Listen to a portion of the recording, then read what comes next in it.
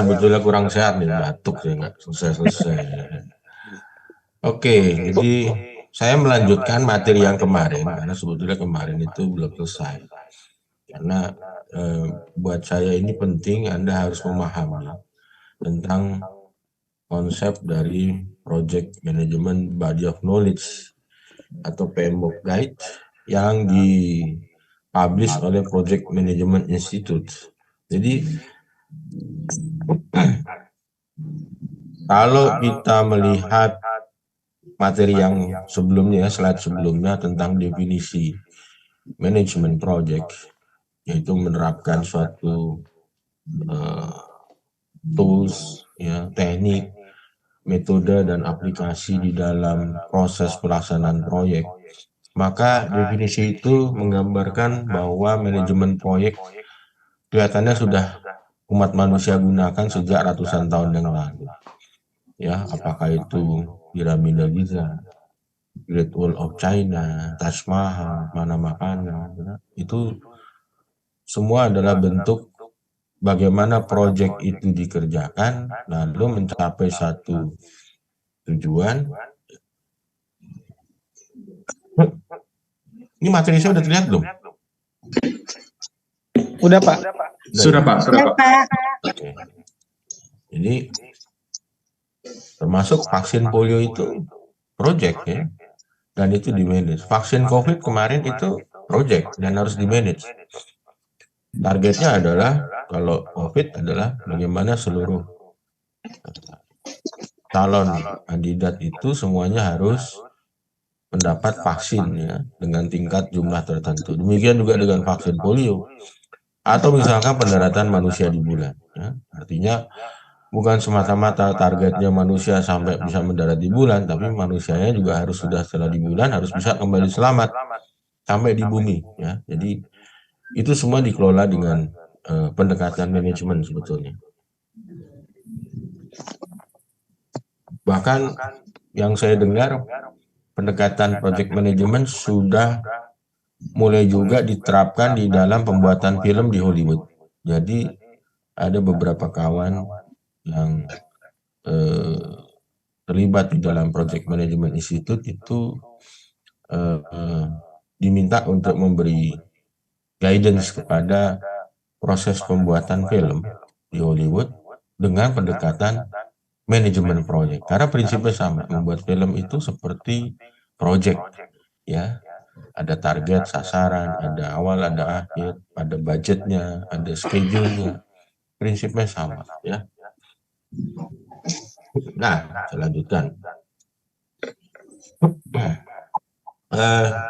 Jadi, kalau melihat historical tadi, ternyata di pertengahan abad ke-20 itu para praktisi project management yang kita kenal sekarang namanya manajer proyek mulai mencari suatu rekognisi atau pengakuan sebagai harapannya adalah mengelola proyek itu sebagai suatu profesi, termasuk mereka ingin mencapai kesepakatan tentang framework dari body of knowledge atau kerangka ilmu pengetahuan, body of knowledge yang disebut menjadi manajemen proyek. Nah, body of knowledge yang dibentuk ini yang dikenal sebagai kerangka ilmu manajemen proyek atau Project Management Body of Knowledge, PMBOK. Nah, Project Management Institute itu mengembangkan dan mempublish sebuah pedoman atau sebagai guide ya untuk kerangka ilmu manajemen proyek. Jadi ilmu manajemen proyek itu sudah diidentifikasi sejak dulu, tetapi ini harus dibuat satu buku atau pedoman. Nah, oleh Project Management Institute di Amerika ini dikembangkan dan dibuatlah suatu pedoman namanya A Guide to Project Management Body of Knowledge atau PMBOK Guide. Nah, panduan atau pedoman PMBOK Guide ini mengidentifikasi sebagian dari pengetahuan manajemen proyek, baik yang bersifat umum dan sudah bisa diterapkan atau sudah dipraktekkan di dalam dunia berbagai macam industri proyek, baik itu proyek konstruksi, proyek mengembangkan software, engineering, atau otomotif, lain-lain. Jadi para praktisi itu yang latar belakang mengolah proyek yang berbeda-beda itu bersama-sama meng-create suatu guidance, namanya PMBOK Guide. Ya. Nah, diharapkan guidance itu bisa diterapkan untuk berbagai jenis divisi, jenis proyek ya, tidak hanya konstruksi tapi termasuk yang non konstruksi. Jadi PMA ini mendefinisikan PMBOK sebagai knowledge ya, di dalam profesi manajemen proyek. Oke, dan dia secara umum diakui itu satu-satunya. Jadi bukan satu-satunya. Sebetulnya di luar PMBOK itu ada yang lain. PMBOK ini Amerika punya. Di Eropa, di Inggris itu namanya Prince ya. Macam-macam ya. Tetapi yang direcognize di dunia itu yang paling banyak pengikutnya ya PMBOK. PMA ini ya yang mengeluarkan PMBOK Guide. Nah, secara sejarahnya lagi, PMBOK Guide itu yang pertama diterbitkan tahun 96. Nah, dunia keilmuan itu kan berkembang ya, tidak stagnan. Dengan perkembangan tantangan dan hambatan yang ada, dikembangkan lagi. Ya, seakan-akan setiap 4 tahun keluar tuh revisinya. Ya, PMBOK yang kedua itu PMBOK Guide tahun 2000. Yang third edition itu 2004. PMBOK Guide yang fourth edition 2008. 2012, lalu yang keenam yang sekarang kita gunakan ya, itu 2017. Sixth edition. Nah, yang terbaru itu PMBOK Guide versi ke-7 yang terbit 2021. Nah, kalau Anda lihat di bawah itu adalah jumlah halamannya. Yang warna merah itu jumlah halamannya. Sedangkan yang warna biru itu adalah menggambarkan jumlah prosesnya. Ya, jadi di dalam PMBOK 2017 mulai 96 sampai 2017 semuanya berbasis proses. Ya, proses. Ada terakhir tuh 2017 49 proses dengan jumlah ketebalannya tuh 756 halaman. Nah, 2021 itu terbit PMBOK Guide yang terbaru. Itu dibikin ringkas dan tidak pendekatan proses. Pendekatannya berbeda sekali, lebih ke konsep dan filosofi. Oke? Nah, ini hanya sebagai gambaran ya, PMBOK Guide yang ke-6 ini yang sampai sekarang ini walaupun sudah ada yang terbaru, tapi PMBOK ke-6 ini masih sering digunakan karena masih relevan dan masih bisa digunakan di dalam pendekatan pengolahan proyek. Ya, nah tadi saya bilang di dunia ini tidak hanya PMBOK terkait dengan pengolahan pedoman untuk pengolahan proyek. Ya, selain PMBOK yang diterbitkan oleh Project Management Institute, ada namanya pedoman yang namanya Prince2. Itu sangat dikenal di Eropa. Kalau PMBOK itu di Amerika, kalau Prince2 itu di Eropa yang berangkatnya dari pengembangan proyek-proyek IT. Jadi dari IT itu mereka kembangkan Prince2 untuk pedoman mengolah proyek. Lalu ISO sendiri juga sudah ada. ISO 21500 2012 itu Guidance on Project Management. Ya, ini berbasis BSI ya, British Standard Institute. Ini pada prinsipnya sama sebetulnya ya, karena bagaimana menciptakan suatu pedoman yang bisa efektif dan efisien mengolah sumber daya dan mencapai persyaratan proyek yang ditargetkan seperti apa. Nah, kalau merefer ke PMBOK 2017 yang versi ke-6, maka PMBOK itu menjelaskan bahwa proses dari project management itu diterapkan untuk mencapai atau memenuhi tujuan proyek. Nah, pendekatan ini oleh PMBOK dilakukan dengan pendekatan melalui pengelompokan menjadi 5 project management process group atau kelompok proses manajemen proyek. Ada 5 ya, ada diawali. Jadi kalau kita ngelola proyek tuh diawali namanya inisiasi. Kan kalau proyek itu ada awal ada akhir. Nah, awalnya itu harus diinisiasi ya. Namanya inisiasi proyek atau new phase. Lalu setelah diinisiasi masuk ke planning. Yang tujuannya merencanakan, mendefinisikan tujuan proyek. Jadi semua kegiatan perencanaan sebelum kita memulai proyek itu di sini ya. Jadi kita rencanain dulu kalau mau mengerjakan proyek itu direncanakan ya. Caranya gimana, toolsnya apa yang digunakan, dan seterusnya. Nanti akan saya perjelas lebih dalam lagi. Lalu setelah di planning, baru dilaksanakan. Melaksanakan proyek berbasis perencanaan yang sudah kita susun, berbasis project management plan yang sudah kita susun di tahap kelompok proses group planning tadi. Ya. Nah, selama proses executing, jangan lupa kita harus memonitor dan mengontrol. Memonitor itu artinya kita ingin mengetahui bagaimana kondisi pelaksanaan pekerjaan kita. Apakah sesuai dengan pedoman tadi, planning tadi, atau tidak gitu. Nah, itu kita monitor.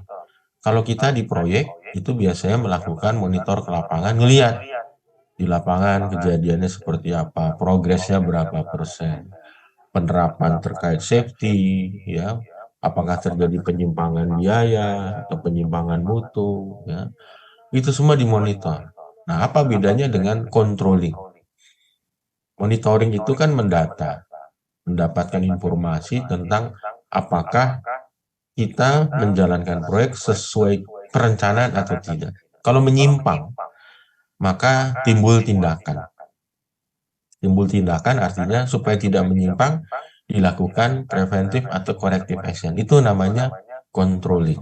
Ya, kalau memonitor, kita melihat, ya, mengambil data secara visual atau apapun namanya dalam rangka memonitor jalannya proyek. Kalau mengendalikan atau controlling, kalau terjadi penyimpangan, kita mengambil tindakan. Nah, tindakan itu yang kita sebut sebagai satu bentuk controlling.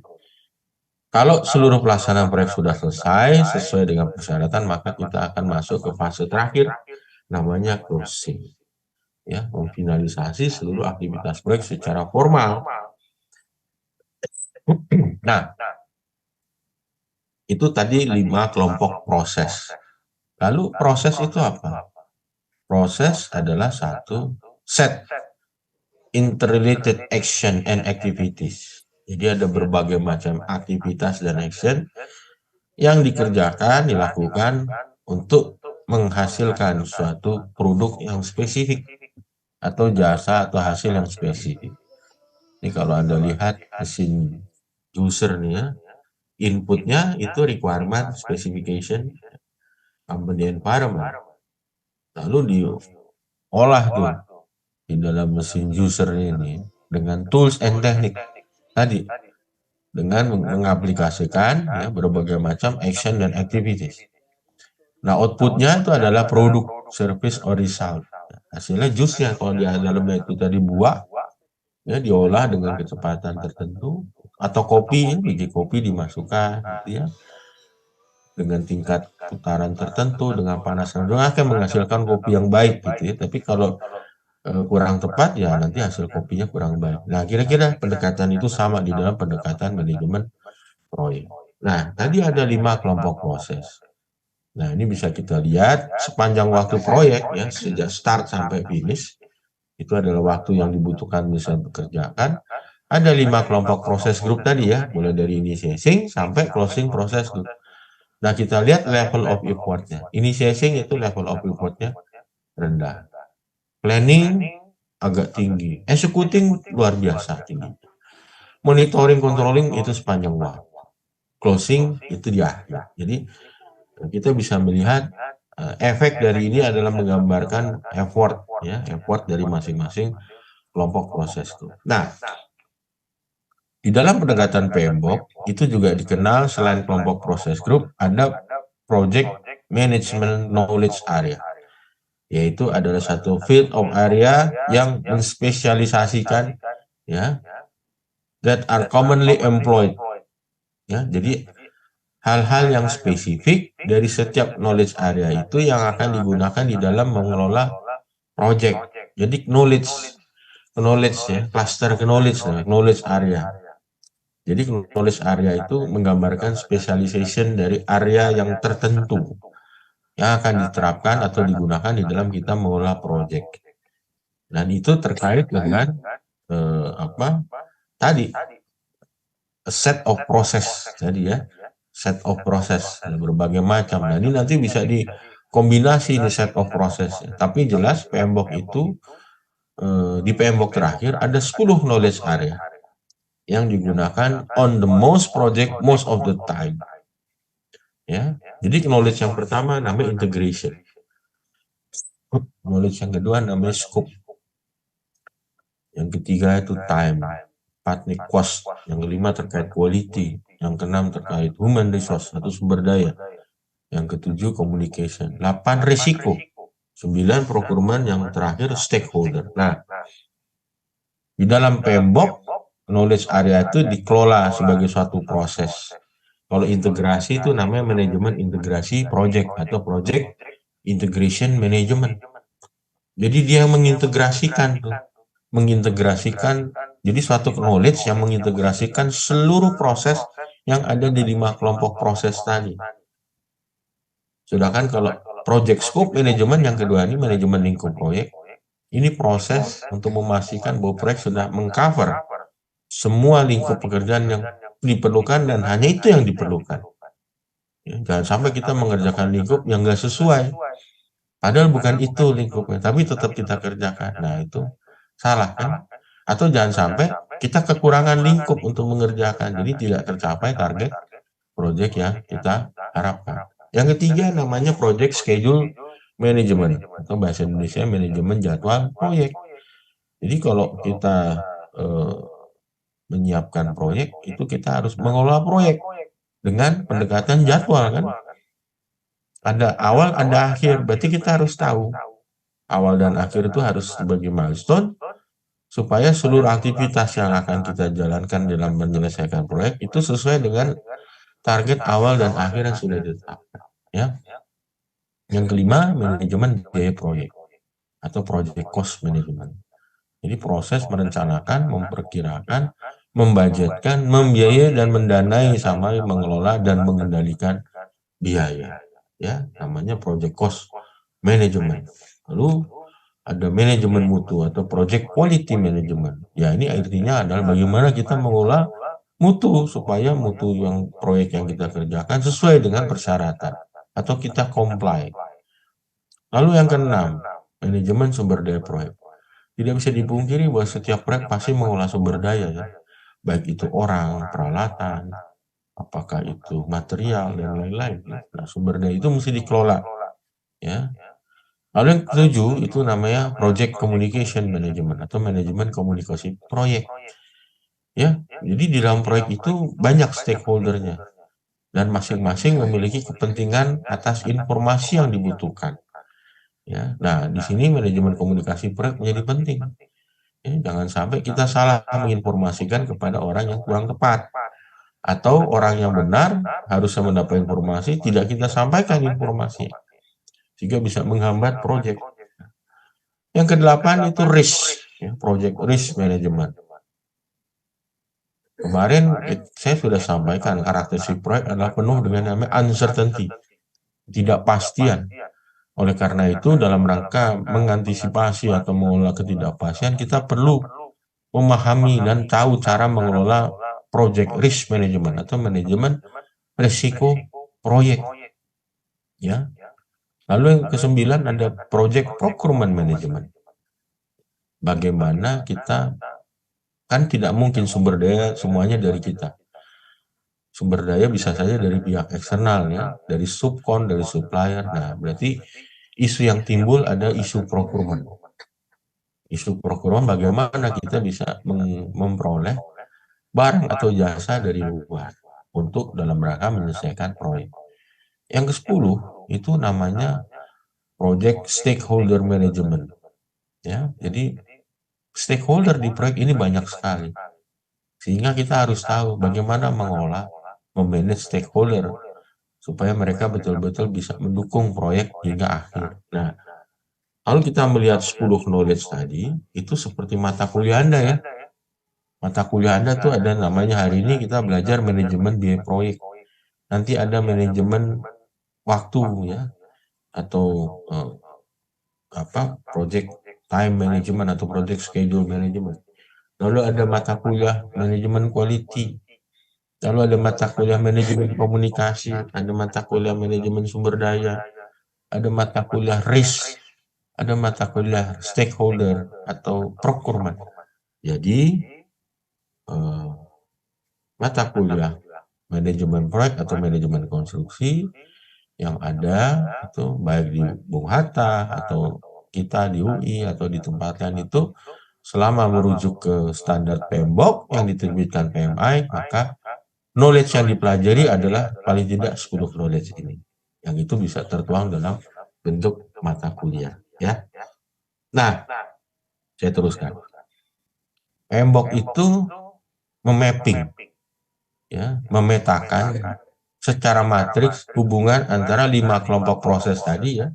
Kolomnya itu mulai dari initiating ya, initiating process group, planning process group, executing, monitoring, controlling, dan closing. Dipetakan terhadap 10 knowledge area tadi. Nah, setiap pertemuan antara kelompok proses group dengan knowledge area itu ada prosesnya. Ada prosesnya. Nah, kita lihat di sini. Di dalam project integration, dia mengintegrasikan seluruh kelompok proses group. Oleh karena itu, di setiap kolom kelompok proses group pasti ada proses yang mengcover project integration management. Kalau di initiating namanya develop project charter. Jadi menginisiasi pakai apa? Kalau di project management namanya project charter. Ya. Lalu ada planning process group. Namanya dia develop project management plan. Proses itu menghasilkan project management plan. Lalu executing process group itu juga ada prosesnya. Ada direct and manage project knowledge. Demikian juga monitoring controlling process group. Itu ada monitor, control, dan perform integrated change control. Jadi tidak dimungkiri bahwa setiap proyek pasti adanya perubahan. Karena perubahan di dalam proyek itu adalah suatu keniscayaan. Sesuatu yang tidak bisa dipungkiri pasti ada. Oleh karena itu, kita harus tahu cara mengelola kalau terjadi perubahan. Sehingga ada proses yang namanya bagaimana menjalankan integrated change control. Yang terakhir, namanya close project or phase. Itu masuk di dalam kelompok proses closing proses. Nah, itu baru project integration management. Di dalam project scope management juga ada, ya. Tapi tidak seluruh kelompok proses group dia ada. Planning proses ada 4 proses. Di proses kelompok proses monitoring control dia 2. Nah, Anda lihat nih, project cost management. Dalam project cost management di mata kuliah kita nih sebetulnya kita berangkatnya dari sini, ya. Ada plan cost management, ada estimate cost, ada determine budget, dan ada control cost. Jadi utamanya sebetulnya di dalam manajemen biaya proyek itu 3 kelompok besar. Ya, pertama adalah bagaimana kita mengestimasi, lalu bagaimana kita menetapkan budget. Ya, setelah kita estimasi kita tetapkan budget, budget untuk pelaksanaan di lapangan. Yang ketiga, bagaimana kita mengendalikan biaya. Oke. Jadi ini asal muasal berbagai macam kurikulum ya, kurikulum di dalam manajemen proyek atau manajemen konstruksi ini sebetulnya berangkatnya dari sini, ya, berangkatnya dari sini.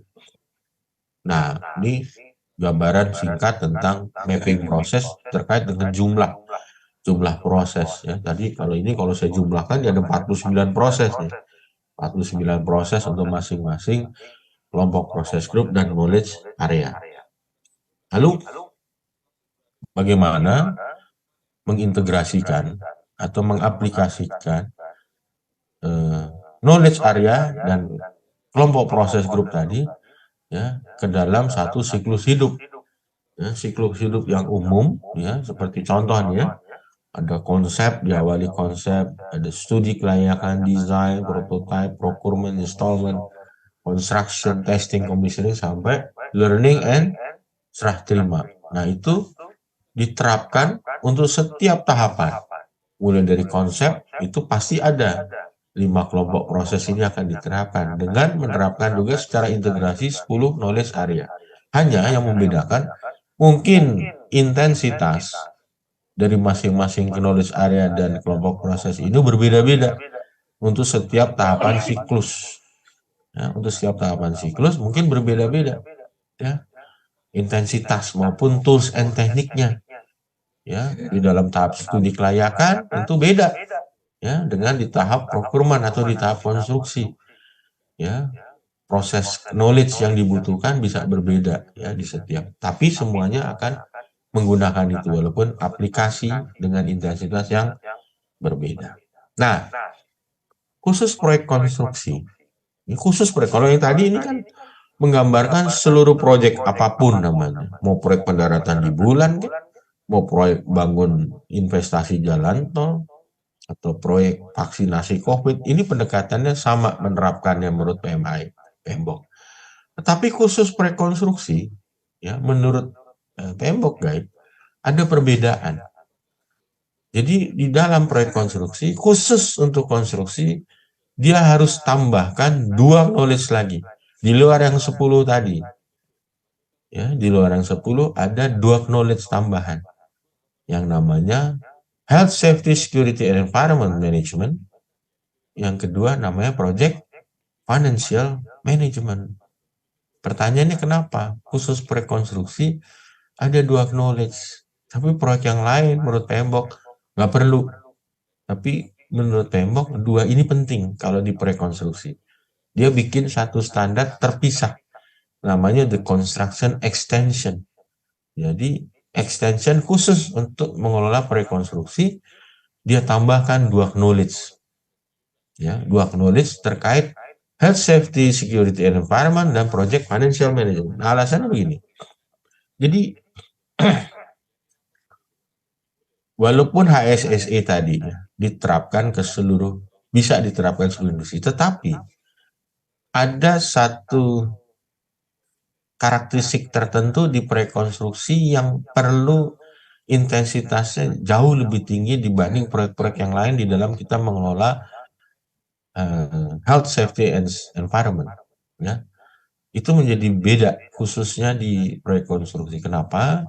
Karena kita tahu terkait dengan safety, proyek konstruksi bekerja di ketinggian, ya, high-rise building, bekerja di tengah laut, bekerja di kedalaman tanah, ya, terowongan, bekerja membangun jembatan menghubungkan 2 area yang terpisah, di bawahnya ada sungai atau danau. Artinya ini terkait dengan masalah safety. Jadi kalau proyek IT paling kesentrum, nggak mungkin dia jatuh dari ketinggian. Tapi kalau konstruksi, peluang terjadinya jatuh atau tertimpa material proyek atau apapun itu resikonya tinggi. Sehingga perlu adanya knowledge khusus yang mengelola tentang HSSE ini. Demikian juga dengan health and environment. Ya, lingkungan ini akan sangat berdampak terhadap proyek konstruksi. Atau dibalik, proyek konstruksi juga akan berdampak terhadap environment. Demikian juga masalah kesehatan. Ya, masalah kesehatan, ya, itu bisa menimbulkan polusi dan lain-lain, sehingga perlu ada acuan atau guidance khusus rekonstruksi, ya. Lalu yang menarik juga tadi ada 2 tuh, ya, satu konstruksi, satu health safety environment, yang kedua dia membutuhkan knowledge tambahan namanya project financial management. Beda dengan project cost management. Ya, kalau project cost management adalah bagaimana kita mengestimasi biaya, membudgetkan dan mengendalikan biaya. Biaya itu adalah yang kita keluarkan. Tetapi di dalam project cost management, kita tidak membahas bagaimana mendanai proyek itu. Finance. Finance itu dari kata mendanai, ya. Jadi financial itu maknanya itu adalah mendanai proyek. Kenapa prekonstruksi ini perlu belajar pendanaan proyek? Karena prekonstruksi itu modelnya macam-macam. Pertama, dia melibatkan sumber daya yang besar, ya. Yang kedua, melibatkan dana yang besar, ya. Yang ketiga, risiko investasi yang besar. Oleh karena itu, perlu ada knowledge khusus yang menerapkan berbagai macam alternatif penerapan dari project delivery method terkait proyek konstruksi yang rentang span itunya beda sekali. Banyak sekali modelnya, ya, banyak sekali modelnya. Ada yang kalau standar mega project begitu ya, itu modelnya macam-macam, atau ada yang model public private partnership, ya. Ini kan macam-macam ya. Di sini contohnya ya, construction industry is facing increasing requirement to finance the entire project. Ya, ada yang polanya build, operation, transfer (BOT). Ya, ada yang design, build, operate, and own. Ya, ada yang design, build, operate, and manage di BOM. Lalu ada kerjasama pemerintah dan swasta mengerjakan proyek-proyek infrastruktur yang didanai oleh pihak swasta. Ya. Itu pendanaannya berbeda, ya, agak spesifik, dan itu terjadi di proyek konstruksi. Oleh karena itu perlu, ya, pendekatan knowledge yang tepat, yang umumnya itu hanya terjadi di proyek-proyek konstruksi yang memang faktanya membutuhkan skala yang besar, ya. Lalu oleh karena itu dampaknya apa? Dampaknya di dalam mapping proses grup dengan knowledge area dikaitkan dengan proyek konstruksi ada tambahan tuh.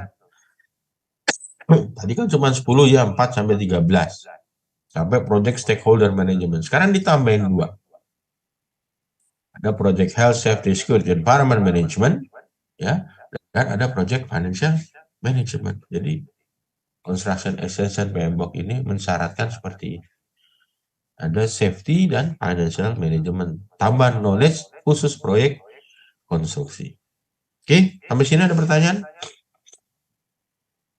Ada yang mau ditanya? Silakan.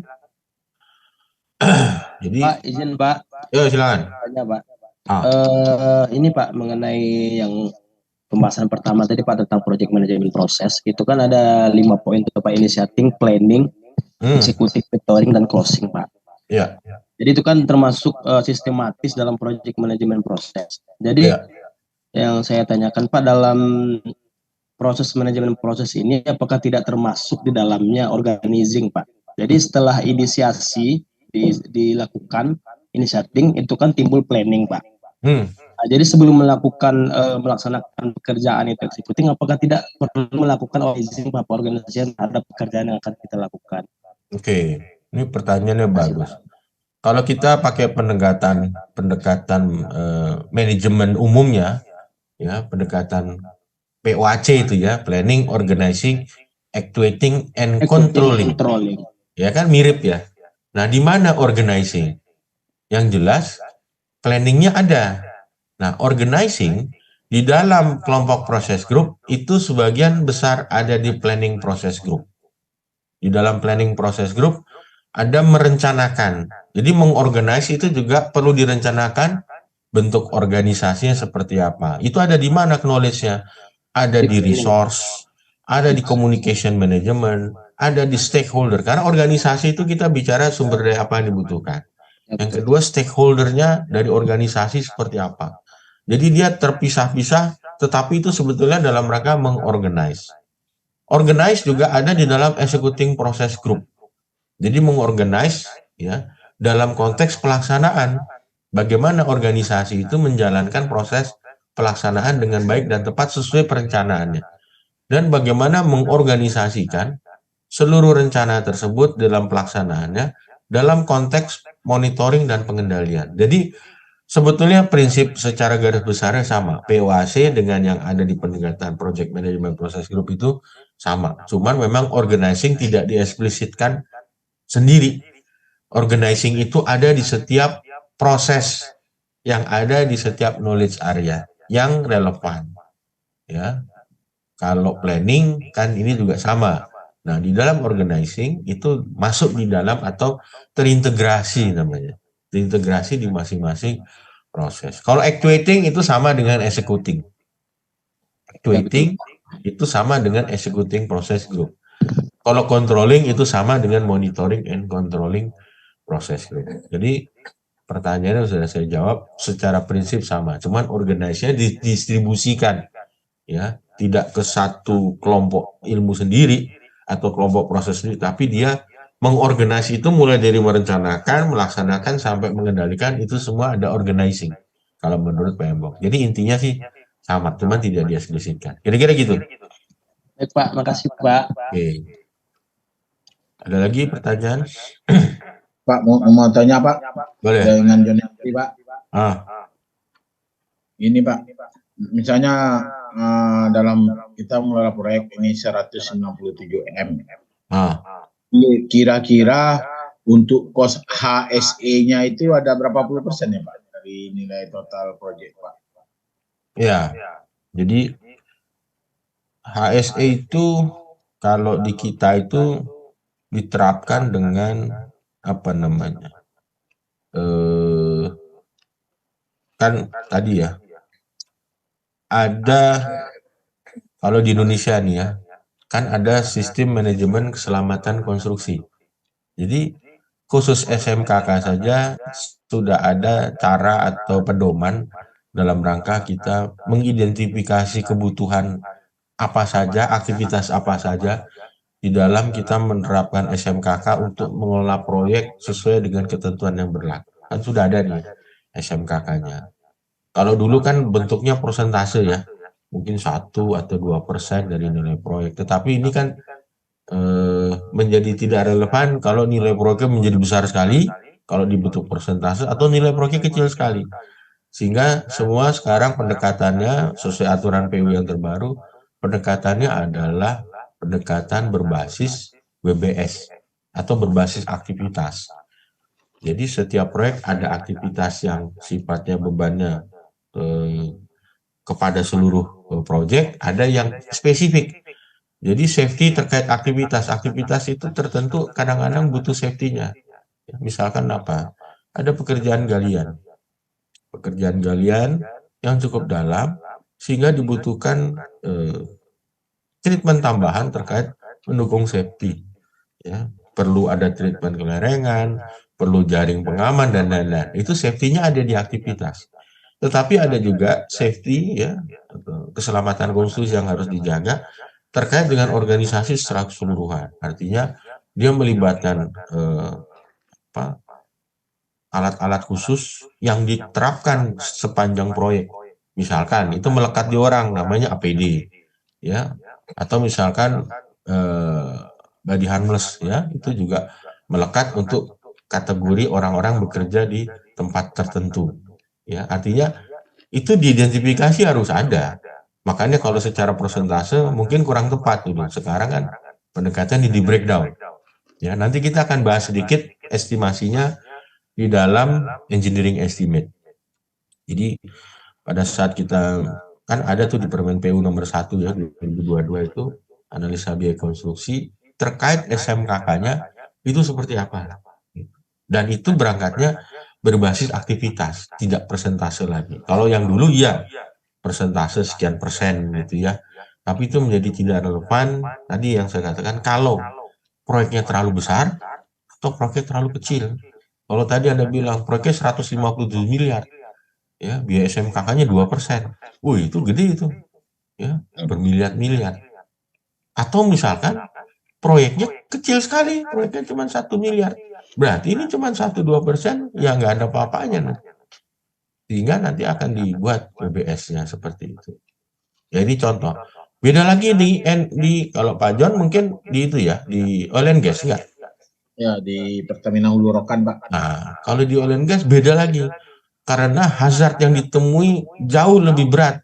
Karena bekerja di daerah yang dekat dengan sumber bahaya berupa api, gitu ya. Gas yang semuanya mudah terbakar. Itu sangat berbeda lagi dengan yang konstruksi biasa. Kalau kita bangun gedung beda. Ya, sehingga hazardnya harus kita ketahui dulu. Ini apa? Sehingga kita tahu treatmentnya. Ya, jadi pada saat kita menyusun safety planning, kita harus tahu dulu potensi hazard, ya, potensi hazard yang bisa terjadi. Oleh karena itu, untuk mengantisipasi potensi hazard, apa yang mesti dilakukan? Aktivitasnya apa? Nah, setiap aktivitas yang perlu dilakukan, ya, activity safety itu membutuhkan sumber daya. Apakah itu bersifatnya APD untuk masing-masing orang, atau alat pelindung lainnya terkait dengan pekerjaan itu sendiri. Jadi memang di breakdown. Sebetulnya gitu. Tapi pendekatannya tergantung jenis proyeknya. Ya, jenis proyeknya. Di oil and gas tentu akan sangat berbeda dengan di konstruksi. Tapi sama-sama semua mengelola aspek health, safety, and security-nya termasuk environment. Ya, saya kira gitu jawaban saya. Oke? Oke Pak, makasih Pak. Ada lagi pertanyaan? Kalau nggak ada saya lanjut ya. Oke, ini saya kira umum aja bisa Anda baca. Ini initiating proses group, ini kegiatannya apa aja gitu ya, bisa Anda. Nah, sekarang saya masuk ke materi kita berikutnya. Stop share dulu.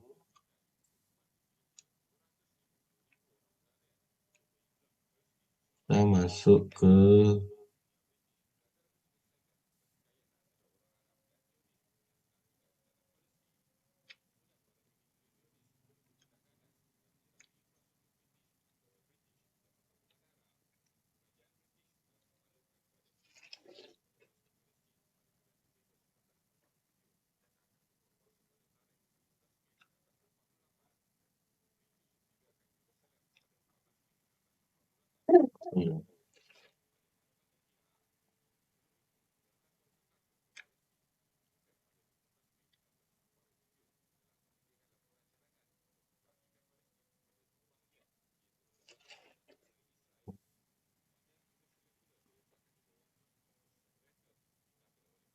Oke, udah kelihatan ya?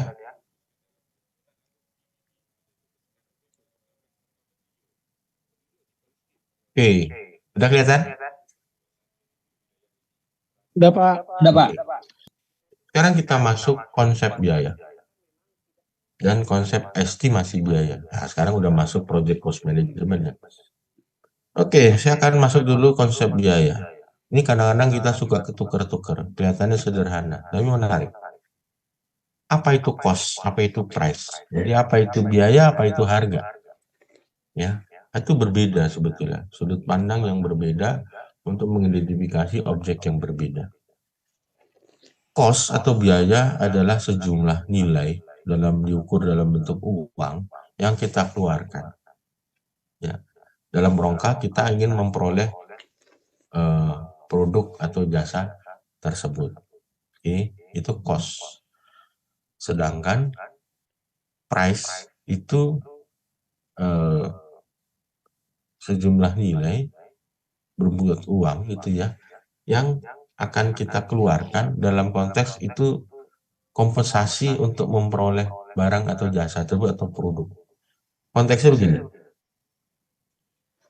Anda pernah ke pasar ya? Pernah ke pasar beli cabai. Anda ke pasar beli cabai.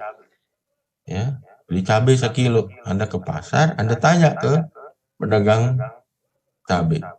Pertanyaan Anda, berapa harga cabai sekilo? Ya. Pernah nggak Anda tanya berapa biaya cabai sekilo? Nggak pernah kan? Yang Anda tanyakan berapa harga cabai sekilo? Ya, jadi dalam konteks hubungan antara penjual dan pembeli, seller or buyer, maka harga itu nilai yang ditawarkan yang dibebankan penjual kepada pembeli. Itu harga. Sedangkan biaya itu nilai yang dikeluarkan penjual untuk memperoleh produk dia untuk dijual. Istilahnya begini, kalau si penjual itu jualan cabai, misalkan 100.000 sekilo, maka berapa biayanya? Berapa biaya cabai bisa hadir di lapaknya si pedagang pasar tersebut? Biaya yang pertama adalah dia harus beli dari tengkulak. cabai sekilo kira-kira 50.000 dari Tengkulak misalkan. Lalu yang kedua, ada ongkos transportnya 10.000 per kilo dari Tengkulak sampai ke pasar. Yang ketiga, dia harus sewa lapak ke pasar. Yang keempat, dia ada biaya retribusi keamanan. Jatuhnya itu kira-kira dibebankan 10.000 per kilo tadi. Ya. Terus ada yang lain-lain lah, ada kebutuhan lain-lain kecil-kecil total 10.000. Jadi udah 90.000 per kilo. Lalu dia tambahkan yang namanya profit atau fee. Jadi benefit penjual, jadi profit atau fee itu benefit dari penjual ya, atas jasa yang dimasukkan ke harga penjual kepada pembeli. Jadi biaya dia untuk memperoleh cabai dari Tengkulak sampai dia bisa jual itu 90.000, itu biaya si pedagang cabai. Lalu dia tambahkan profit atau fee sebagai bentuk benefit atau jasa. Ya, yang kita sebut profit itu saya anggap 10%-nya, yaitu nambah 10.000 per kilonya. Jadi total dia jual itu adalah kepada pembelinya adalah 100.000 per kilo. Yang di dalamnya ada biaya sebesar 90.000, mulai dari dia beli dari Tengkulak, transportasinya, lapak, keamanan, dan lain-lain. 90.000 ditambah profitnya 10.000 per kilo. Jadi konsepnya itu.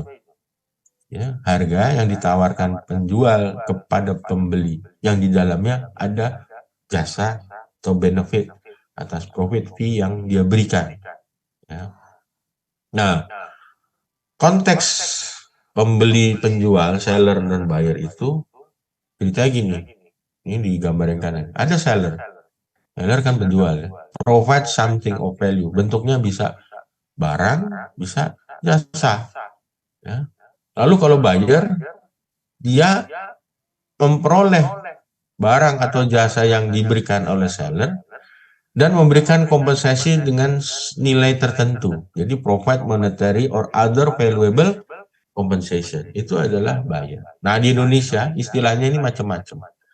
Seller, buyer itu penjual atau pembeli, ya.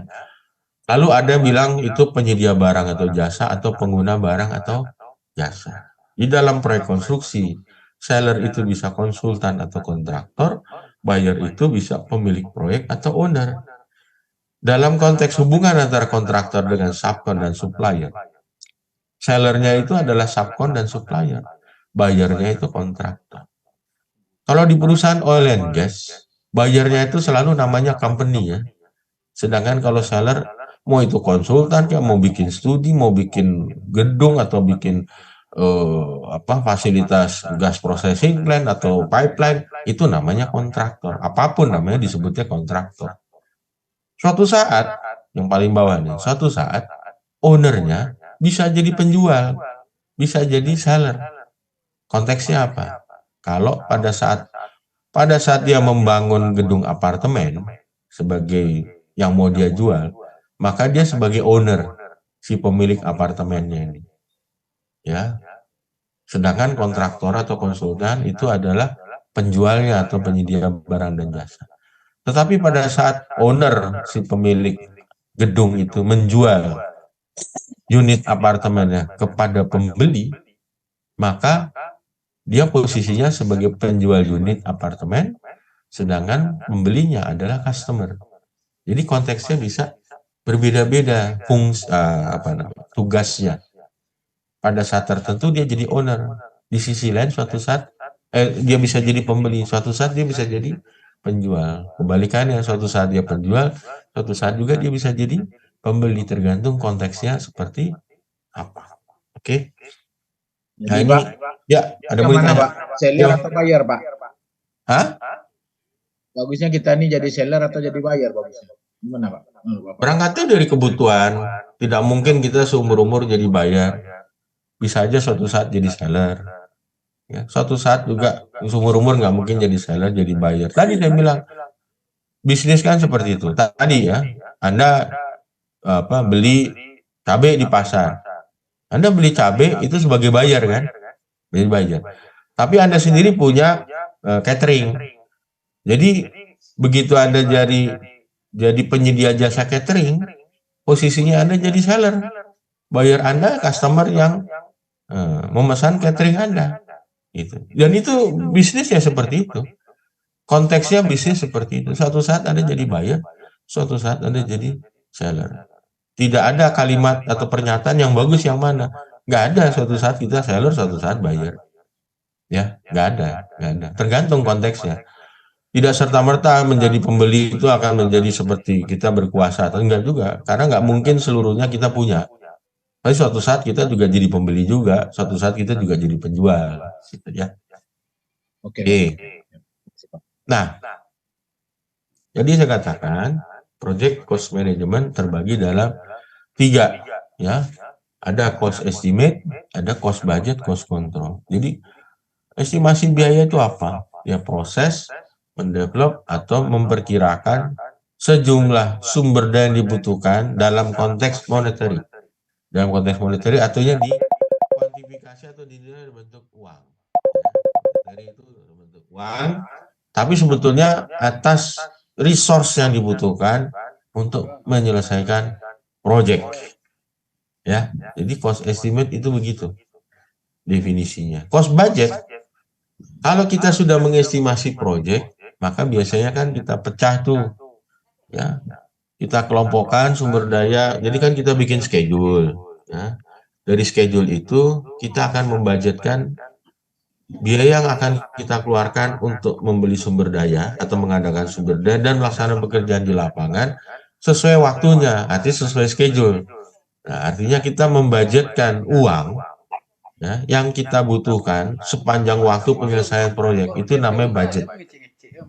Tentu budget itu sudah dipisah antara kebutuhan di kantor pusat, ya kalau ini kontraktor ya, antara kebutuhan kantor pusat dengan di lapangan. Kalau budget dalam konteks owner, tentu ini adalah disbursement dari total anggaran yang sudah disiapkan oleh owner untuk diinikan kepada penyedia jasa yang akan melaksanakan atau memberikan jasa. Nah, cost control itu dalam rangka kita mengendalikan cost baseline. Cost baseline itu adalah cost budget yang kita jadikan dasar sebagai acuan kita mengendalikan. Kalau kita punya schedule, ya, kita sebut itu schedule rencana, maka yang menjadi acuan kan schedule rencananya. Lalu kita bikin realisasinya tuh. Realisasinya bisa ahead schedule, bisa behind schedule, bisa terlambat, bisa cepat. Kita bisa ngomong terlambat atau lebih cepat dari rencana karena kita punya rencananya. Tadi kita bikinnya di planning dulu tuh. Pada saat planning banyak hal yang kita hasilkan. Ya, banyak hal. Salah satunya adalah schedule, yang kedua adalah cost estimate dan cost budget. Itu konteksnya adalah di dalam planning. Tadi buat apa? Untuk dasar kita mengendalikan. Untuk mengendalikan kita harus punya baseline. Kalau mengendalikan biaya namanya cost baseline. Cost baseline tadi adalah budget yang sudah kita susun sepanjang waktu yang akan kita keluarkan untuk menyelesaikan proyek. Nah, itu yang kita kendalikan. Nanti pada saat transaksi pembelanjaan untuk di lapangan pada saat proyeknya, itu baru ada biaya realisasinya. Ya, kalau di kontraktor yang membelanjakan mungkin orang logistik, lalu dicatat di keuangan. Lalu transaksi keuangan itu akan disandingkan dengan cost baseline atau rencana biaya. Ada rencana dan realisasi. Nah, rencana realisasi itu yang menjadi acuan kita untuk kita bisa menyatakan ini sudah melebihi budget atau masih under budget. Gitu ya. Nah, saya lanjut. Ternyata di dunia ini definisi estimasi biaya ini beragam. Beragam, ya. Yang pertama menurut ACE. Jadi dia merupakan ACE itu satu asosiasi. Saya kebetulan di situ. Association Advancement of Cost Engineer. Di dalam definisi ACE menyebutkan estimasi biaya merupakan kompilasi dari semua kemungkinan biaya proyek sesuai ruang lingkup yang disepakati. Kalau PMBOK itu mendefinisikan itu satu kegiatan yang memperkirakan biaya sumber daya yang dibutuhkan in the future untuk menyelesaikan proyek. Kalau SIEE itu mendefinisikan sebagai the art of approximating. Dia sebagai suatu seni. Karena memang faktanya estimasi biaya itu seperti kita memprediksi. Kan belum terjadi. Jadi kita memprediksi. Makanya memperkirakan kan. Kira-kira berapa biayanya? Ya nggak tahu. Kita hanya bisa memprediksi, memperkirakan. Hanya bisa mengaproksimati. Dan itu dianggap sebagai suatu seni. Ya. Home et al. Itu menyatakan bahwa estimasi biaya itu adalah menganalisa suatu lingkup pekerjaan spesifik, lalu diprediksi biaya untuk melaksanakan pekerjaan itu sesuai dengan lingkup yang sudah ditetapkan. Lalu terakhirnya, Purufy dan Oberlander. Ini pakar di dalam cost estimation. Estimasi itu bukan merupakan suatu ilmu yang eksak. Dia tidak eksak. Kenapa dia tidak eksak? Hari ini, harga sebotol Aqua 300 ml harganya misalkan di tempat Anda itu 2.000. 2 tahun lagi itu harganya udah 2.500. 3 tahun lagi bisa jadi 4.000. Bisa jadi 4.500 dan seterusnya. Itu contoh bahwa dia merupakan bukan suatu ilmu yang eksak. Ya, karena dia dependent time, bergantung terhadap waktu biaya itu. Yang kedua, Anda beli Aqua tadi ya, yang 200 ml di Padang, di Riau, di Aceh, di Jakarta, di Surabaya, di Papua, di Pegunungan Jayawijaya, nilainya bisa beda. Nilainya bisa beda. Ya. Kalau di Papua harganya udah bukan 2.000, 3.000, jangan 10.000. Maksudnya di puncak Jayawijaya. Karena untuk membawa si Aqua itu sampai ke puncak Jayawijaya harus pakai pesawat. Ya, harus pakai pesawat bawa ke puncak Jayawijaya. Jadi ongkosnya mahal. Sehingga disebut oleh Purufy dan Oberlander, estimasi itu tidak eksak. Besok sama hari ini beda. Ya. Bisa beda. Besok nih mau pilkada, mau pilpres. Itu harga bisa ditahan semua sama supplier. Nunggu kepastian siapa presiden ya kan. Begitu presidennya yang tidak disukai, yang terpilih, itu harganya bisa naik luar biasa. Ya, misalkan contohnya gitu. Atau dia menunggu kepastian. Artinya apa? Tadi, biaya itu tidak merupakan sesuatu yang eksak. Yang ketiga, dikaitkan dengan pengetahuan konstruksi. Jadi biaya membangun gedung atau fasilitas konstruksi bisa berbeda-beda nilainya walaupun objeknya sama, berbasis atau depend on metode konstruksinya. Metodenya efisien, efektif, biayanya akan murah. Ini objeknya sama nih ya, tapi begitu metodenya salah, dia akan boros. Jadi objek yang sama dikerjakan dengan metode yang berbeda oleh dua kontraktor yang berbeda, bisa menghasilkan biaya yang berbeda, walaupun objeknya sama. Itu yang mengakibatkan dia bukan merupakan suatu pendekatan ilmu yang eksak. Ya, ada logika, ada justifikasi, ada pengetahuan ya tentang konstruksi kalau memang kaitannya proyek konstruksi dan yang lain. Oke, itu ya.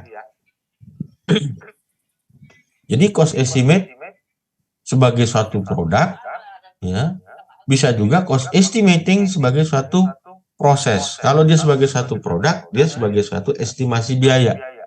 Ya, compilation of all probable costs dari seluruh elemen proyek ya, sesuai dengan lingkup yang disepakati. Sedangkan kalau cost estimating itu adalah proses mengestimasi. Proses kita memprediksi berbasis quantify, berbasis kuantitasnya ya, untuk menghasilkan biaya dan harga. Ya, karena tadi kita tetapkan ada benefit dan lain-lain yang harus diperhitungkan. Oke. Lalu gunanya apa sih? Tujuannya apa kita melakukan cost estimating? Ya tadi, meminimalisir terjadinya ketidakpastian. Supaya proyek itu uncertainty-nya selalu ada, Pak.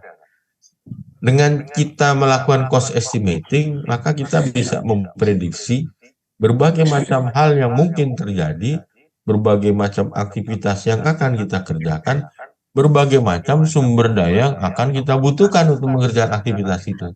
Dari situ baru kita tahu kira-kira berapa biayanya.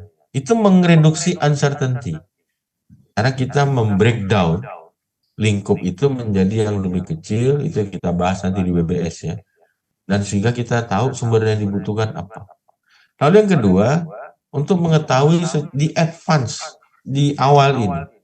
Ya, mengetahui sekarang untuk kebutuhan nanti pada saat kita melaksanakan proyek. Dan juga kita tahu variasi degree of akurasinya. Jadi estimasi itu problemnya adalah problem akurasi. Jadi problem estimasi atau masalah estimasi adalah akurasinya. Di mana setiap fase itu bisa berbeda-beda. Nanti akan saya bahas ya. Nah, faktanya pada saat kita melakukan proses memprediksi biaya, biasanya kita membutuhkan data historis dari data biaya sebelumnya. Tujuannya apa? Untuk meningkatkan reliability atau tingkat keyakinan atau kehandalan dari proses estimasi kita. Ya. Lalu yang berikutnya, memprediksi biaya itu satu proses. Ya. Proses yang dilakukan sepanjang waktu sebetulnya. Tidak sekali jalan. Nanti saya perlihatkan itu ya. Nah, jadi kalau Anda lihat di sini, ini ada cost estimate classification system yang diterbitkan oleh AACE. Ya. AACE menerbitkan satu cost estimate classification system. Jadi satu klasifikasi estimasi biaya dari kelas 5 sampai kelas 1. Kelas 5 itu adalah kelas di mana level of project definition-nya, definisi dari project itu yang paling rendah. Sedangkan kelas 1 yang level project definisi paling lengkap, paling mature. Ya. Dan setiap industri, mau konstruksi, mau industri oil and gas, mau industri petrochemical, industri misalkan infrastruktur itu pembagiannya sama 5 kelas, tetapi klaster-klaster dan metodologinya dan kebutuhannya itu bisa berbeda-beda. Nah, secara umum ini tabel ini saya sampaikan ini adalah berbasis generik. Ya, jadi kelas 5 tuh level project definition yang paling rendah nih ya. Ini yang paling rendah. Paling rendah. Jadi saya teruskan. Dari tabel tadi terlihat bahwa AACE itu membagi klaster atau klasifikasi sesuai dengan 4 kategori. Pertama, level of project definition-nya. Itu sebagai karakteristik utama. Ya. Yang kedua adalah penggunaan estimasi itu buat apa? Itu namanya karakteristik secondary. Yang ketiga, metode estimasinya seperti apa? Yang keempat, effort dan waktu yang diperlukan atau dibutuhkan untuk memprepare estimasinya. Itu yang membagi klasifikasi dari 5 sampai 1 berbasis 4 faktor ini. Nah, kalau kita lihat, yang pertama level of project definition itu sebagai primary characteristic. Contohnya apa? Yaitu menggambarkan presentasi penyelesaian dari project definition atau percentage complete of engineering. Ya. Sejauh apa sih? Kalau udah lengkap itu 100%. Tapi kalau cuma konsep gagasan mungkin cuma 1-2%. Ya. Nah, efeknya apa? The level of project definition defines the extent and types of input information available to the estimating process. Jadi pada saat level of project definition masih rendah, maka informasi yang tersedia pada saat itu juga pasti masih minimal sekali, masih sangat rendah. Oleh karena itu, akan sangat tergantung bagaimana kita mendefinisikan atau masuk di karakteristik kelas yang mana ya untuk setiap tahapan ini. Yang kedua, karakteristik yang kedua sudah tidak primary. Kalau yang primary kan level of project definition. Nanti bisa dijelaskan tuh. Tadi udah ada tabelnya. Yang kedua, end usage, ya. Secondary karakteristik.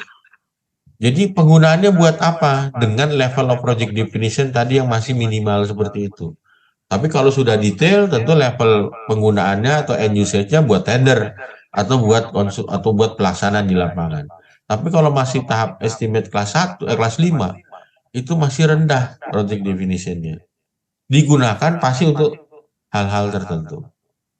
Lalu yang ketiga, ya, itu secondary karakteristik juga, itu namanya estimating methodology.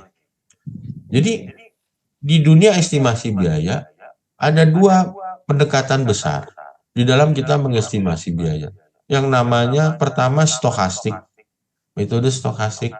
Yang kedua metode deterministik.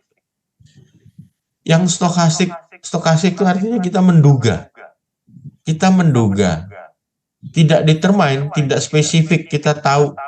Jadi kita hanya menduga bagaimana biaya itu kita prediksi berbasis variabel atau parameter-parameter yang kita duga akan mempengaruhi biayanya. Ya, misalkan ya, saya mau bangun rumah sakit.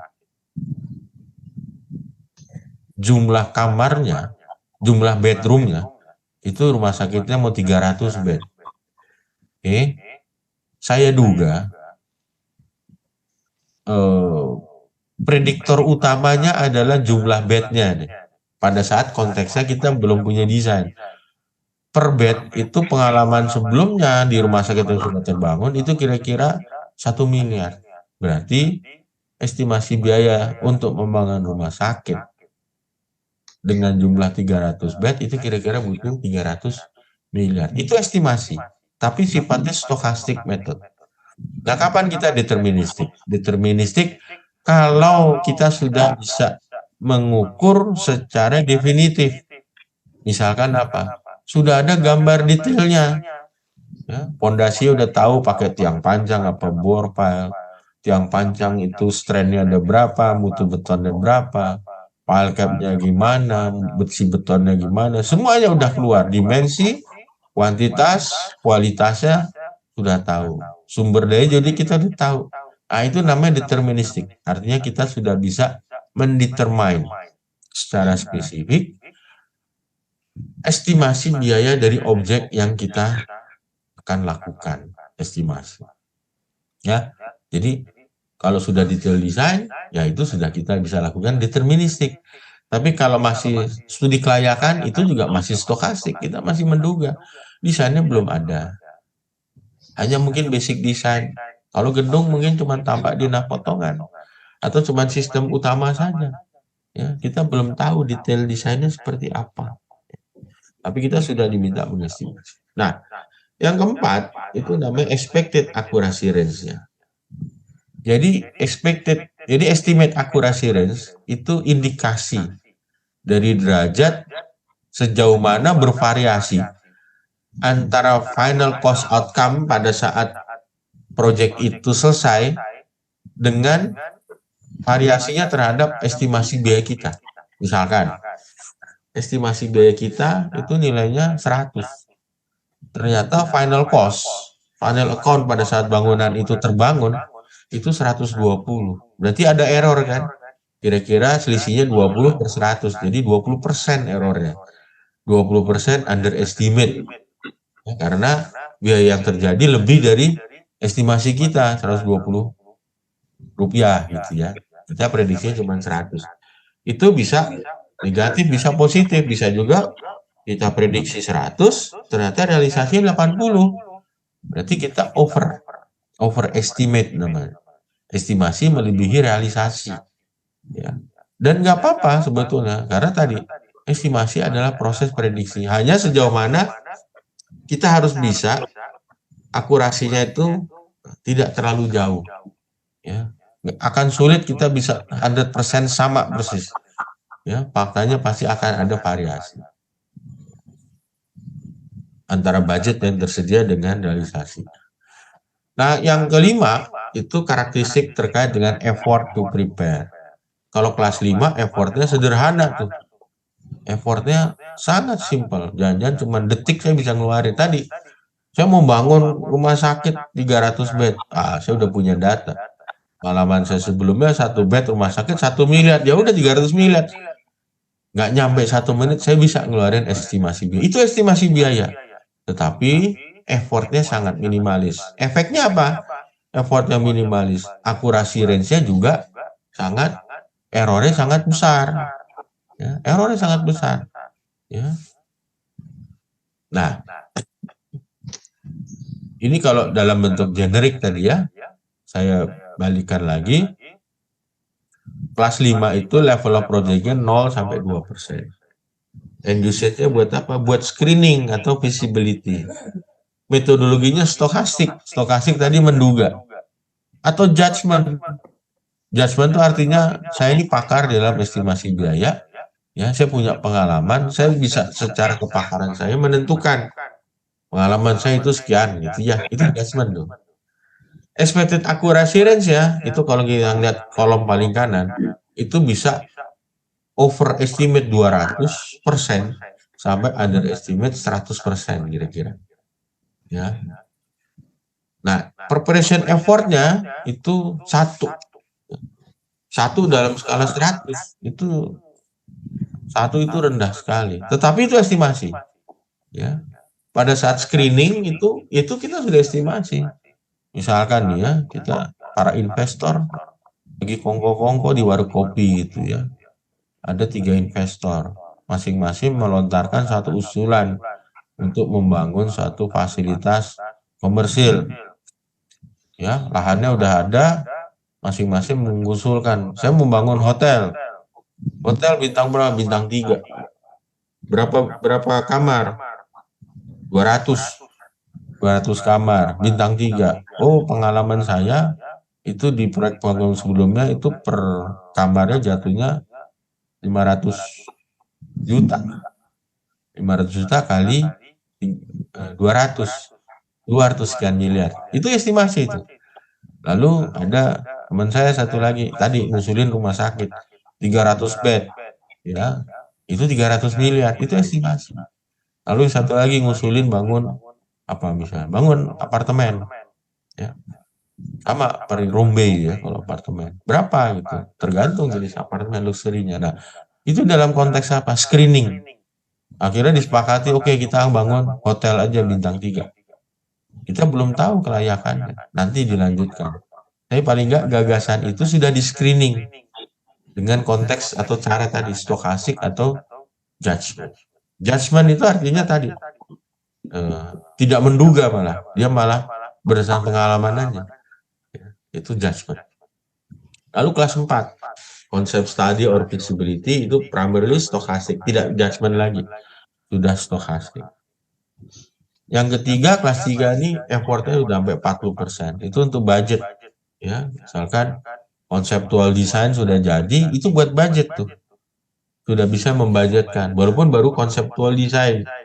Tapi owner udah minta, berapa nih budget yang perlu diperlukan saya keluarkan untuk desain konsep seperti itu. Nah, yang kelas 2 itu level of effortnya udah sampai 70%. Level of project division 70%. Ya. Itu untuk control orbit tender. Untuk persiapan tender. Yang terakhir, itu udah benar-benar total deterministik. Udah lengkap. Ya, udah detail. Ya, udah proses detail engineering design kira-kira ya. Kalau di dalam proses konstruksi itu, kita sudah deterministik, fully deterministik. Ya, seluruh komponen di breakdown, ya, kita buat WBS-nya, lalu kita breakdown sampai keluar aktivitasnya, sampai tahu sumber dayanya. Sumber daya itu bisa kita hitung biayanya berbasis jumlahnya dan kualitas atau spesifikasinya. Oh, ini betonnya mutunya K300, harganya per kubik sekian. Ini besi betonnya diameter sekian, ya. Itu semua bisa kita ketahui karena kita bisa tahu detailnya, informasinya sudah detail. Nah, nanti kita lakukan deterministik. Oke. Nah, di kelas 5 ini tentu juga dikaitkan dengan akurasi range ya. Itu tadi dia kelas 5 itu sangat errornya besar sekali ya. Karena effortnya juga masih kecil, level of project definisi kecil. sejalan dengan estimasi classes develop project definition makin lengkap, maka akurasi range akan semakin kecil, ya. Akurasi semakin akurat kira-kira gitu ya. Nah, ini di kelas 3 nih, kelas 2, kelas 1 biasanya ini kalau udah kontrak itu kita masih boleh kan plus minus 10% lah kira-kira gitu. 5-10%. Ya sama, AC juga mengatur begitu. Ya, masih dimungkinkan plus minus 10% terhadap range estimasi kita. Ya, masih bisa adanya variasi, adanya pembengkakan biaya atau pengurangan biaya plus minus 5-10%. Nah, itu yang sifatnya generate. Nah, di konstruksi, AC mengeluarkan juga tabel yang khusus. Jadi untuk building and general construction, itu klasifikasi tabelnya seperti ini, ya. Pendekatannya beda. Kalau kelas 5 dia untuk functional area atau konsep screening. Metodologinya square feet out square factoring. Ya, per meter persegi kan biasanya. Berapa meter persegi? Ada 1000. Oh, per meter 10 juta itu. Berarti kira-kira 10 miliar. Gitu ya. Udah ketemu tuh. Itu memprediksi, ya, tetapi sangat singkat. Ya, sangat singkat. Nah, kalau kelas 1 sudah detail unit cost with detail take off. Jadi kalau di kita udah keluar harga satuannya secara detail, artinya untuk mendapatkan harga satuan tersebut di kelas 1 itu kita sudah bisa mendetailkan analisanya.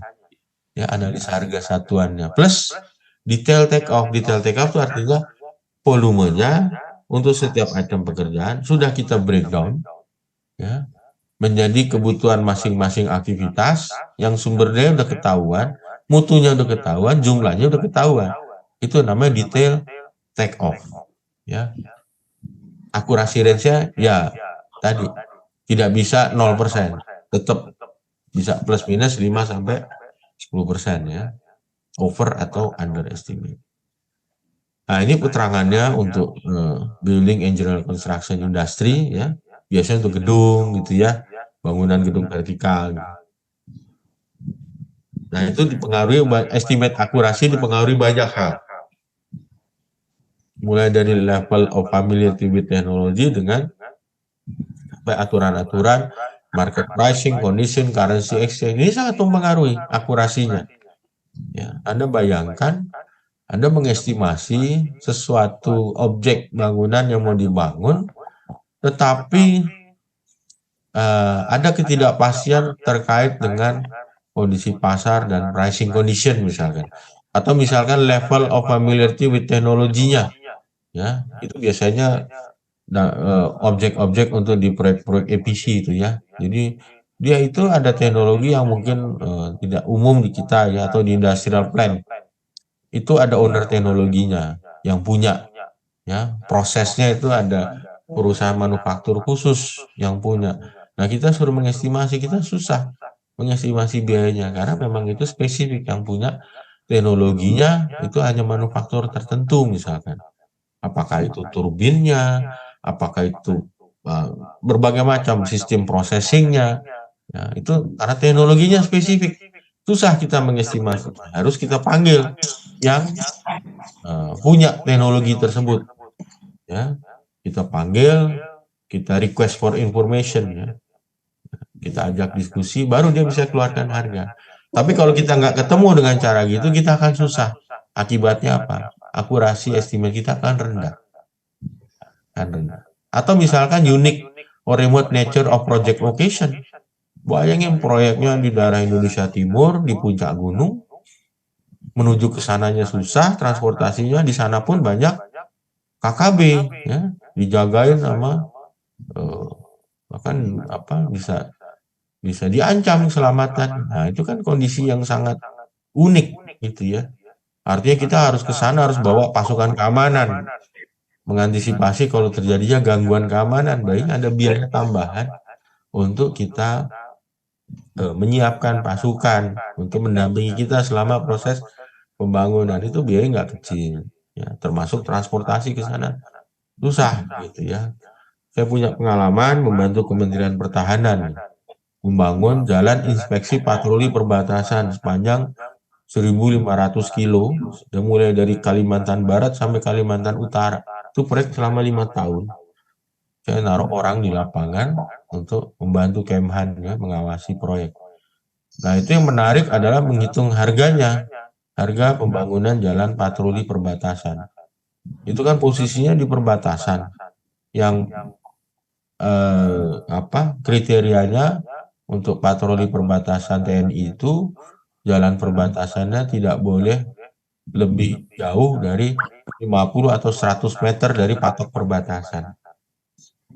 Jadi pada satu area tertentu, kalau ini kan pakai alat berat ya, pakai dozer segala macam, itu bahan bakarnya itu nggak ada jalan akses menuju ke sana. Jadi bahan bakar untuk seluruh alat berat harus didatangkan menggunakan helikopter. Anda bayangkan biaya angkut bahan bakarnya jauh lebih mahal dibanding bahan bakar itu sendiri. Karena satu-satunya alat angkut yang bisa mencapai lokasi pembangunan jalan patroli itu ya hanya dengan helikopter. Kalau dari jalan eksis yang ada jauh, berat puluhan kilo dan melewati hutan pula, nggak bisa. Ya, jadi itu unik dan remote nature dari project location itu sangat mempengaruhi. Ya. Oke. Lalu ini contoh tabel classification untuk cost estimate khusus untuk proyek-proyek that applied in engineering, procurement, and construction di proses industri. Ya. Jadi untuk industrial process dengan project delivery methodnya itu EPC. Ya.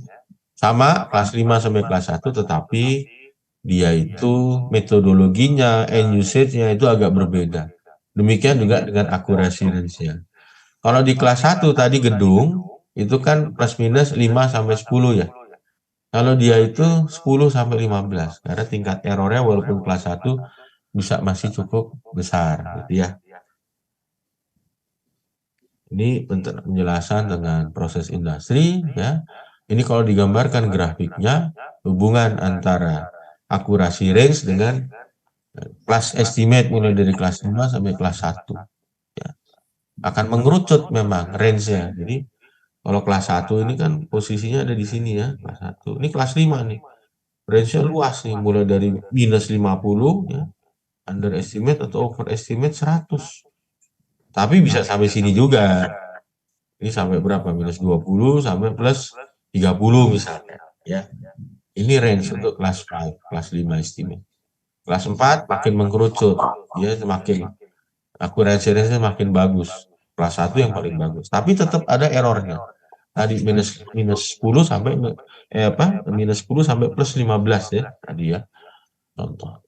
Nah, hampir sama dengan yang bangunan gedung, dia memiliki akurasi yang dipengaruhi oleh yang namanya systemic risk tadi. Sama level of familiar teknologinya, unique or remote nature-nya gitu ya. Hampir mirip dengan yang lainnya, sama. Cuman memang terkadang untuk area-area tertentu itu ada aspek sosial gitu ya. Aspek sosial di mana kita harus melihat stakeholder lokal gitu ya. Karena itu juga bisa mempengaruhi akurasi estimasi kita. Ya. Ini untuk exploration, petroleum exploration and production industry. Ya. Kalau yang tadi untuk industrial process ini beda. Ini EPC juga, tapi untuk petroleum exploration and production industry. Ya. Mirip sebetulnya. Nah, ini grafik yang menghubungkan antara akurasi range dengan kelasnya, kelas estimate-nya. Nah, ini khusus yang petroleum exploration production industry. Ada 2 faktor di bawah yang menarik tuh. Tahu-tahu timbul tuh. 3 malah. Geotechnical data, geopolitical environment, sama socio-economic condition. Jadi beda dengan yang lain.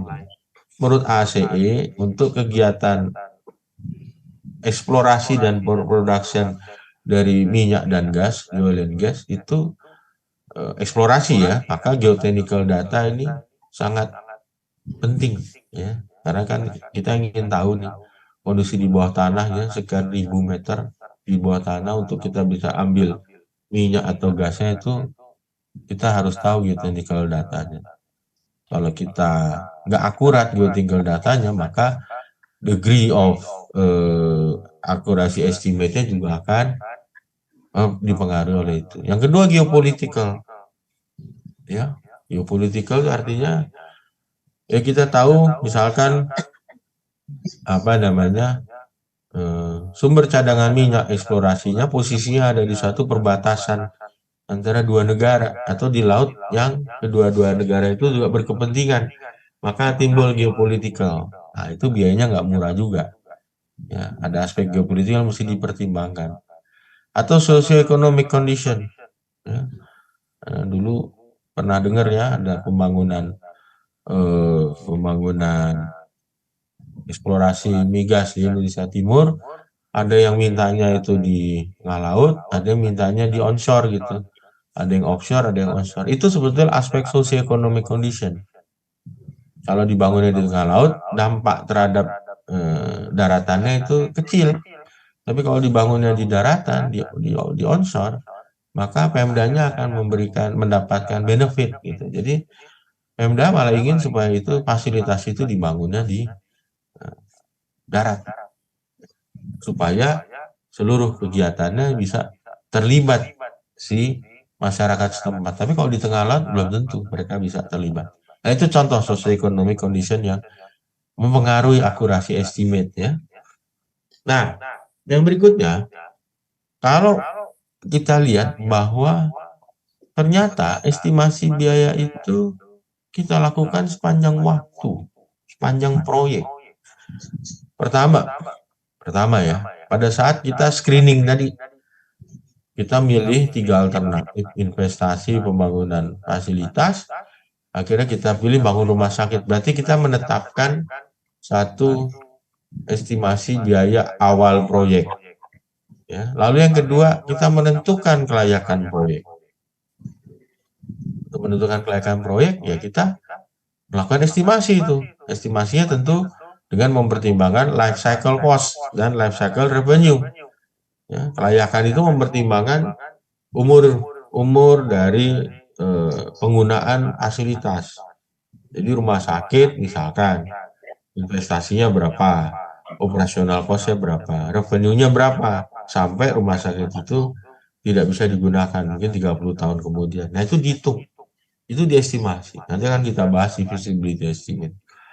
Nah, estimasi itu digunakan untuk menentukan kelayakan finansial. Kalau dianggap layak, masuk tuh ke estimasi berikutnya, yaitu pedoman anggaran budget bagi pelaksanaan desain. Jadi pada saat kelayakan, kita menentukan budget untuk desain, untuk konstruksi, untuk mengurus izin. Nah, itu budget tuh, tapi masih makro. Nah, setelah itulah dijalankan, masuk ke poin keempat, mengevaluasi berbagai alternatif konsep desain. Kalau di gedung, ya, si konsultan itu memberikan berbagai macam alternatif konsep. Setiap alternatif konsep akan dipresentasikan kepada owner. Ownernya akan, misalkan ada 5 alternatif. Ownernya pengen yang nomor 4. Lalu dia tanya, berapa biayanya? Kalau alternatif konsep desain itu yang keempat itu yang dia pilih. Maka si konsultan harus bisa menyampaikan kira-kira perkiraan estimasi biayanya berapa. Berbasis konsep desain. Konsep desain ini informasinya atau level project design masih minim ya. Kalau gedung mungkin cuma tampak di anak potongan aja. Belum tahu pondasinya seperti apa gitu ya. Cuman gambar arsitektur dan sistemnya saja. Kalau itu udah disetujui masuk di detail desain kan gitu ya. Nah, setelah detail desain maka keluar engineering estimate, yaitu mempersiapkan dokumen tender itu mengeluarkan estimate, namanya engineering estimate bagi si konsultan perencananya. Bagi ownernya dia membuat owner estimate. Lalu poin 6, tidak hanya konsultan yang mengeluarkan engineering estimate, owner mengeluarkan owner estimate, kontraktor juga mengeluarkan namanya bid estimate. proposal biaya untuk tender. Bid estimate itu kontraktor yang menyusun. Itu estimasi juga. Oke. Lalu masuk yang ketujuh, menyusun anggaran proyek. Setelah kontraktor ditunjuk sebagai pemenang, dia akan menyusun budget untuk pelaksanaan di lapangan. Ya, udah dia pilah-pilah itu. Untuk pelaksanaan di lapangan, budgetnya sekian. Lalu selama pelaksanaan di lapangan bisa terjadi perubahan, ya. Merubah desain, merubah ya sesuai kondisi di lapangan lah. Kalau memang owner ingin berubah ya ada change order. Nah, efek dari change order perlu dihitung kan, perlu diestimasi. Berarti change order itu juga ada estimasi biayanya. Lalu juga bisa saja ada klaim. Klaim, ya, klaim yang mengakibatkan owner harus menambah biaya gitu ya dalam rangka menyelesaikan perselisihan atau dispute di dalam pelaksanaan konstruksi. Itu ada estimasi juga. Atau kita menghitung progres di setiap waktu. Itu estimasi itu. Progres atau opnam proyek di lapangan yang kita lakukan setiap minggu itu adalah satu proses estimasi. Sampai progres tertentu di milestone tertentu dikaitkan dengan pembayaran.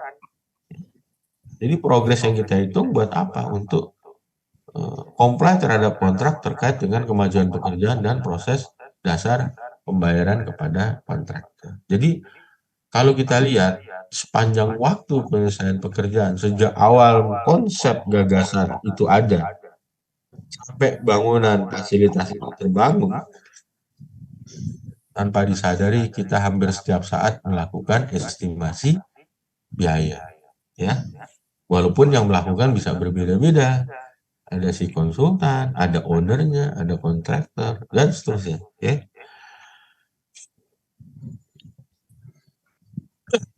Nah, yang penting juga adalah yang Anda harus paham adalah bahwa ini ada grafik menarik.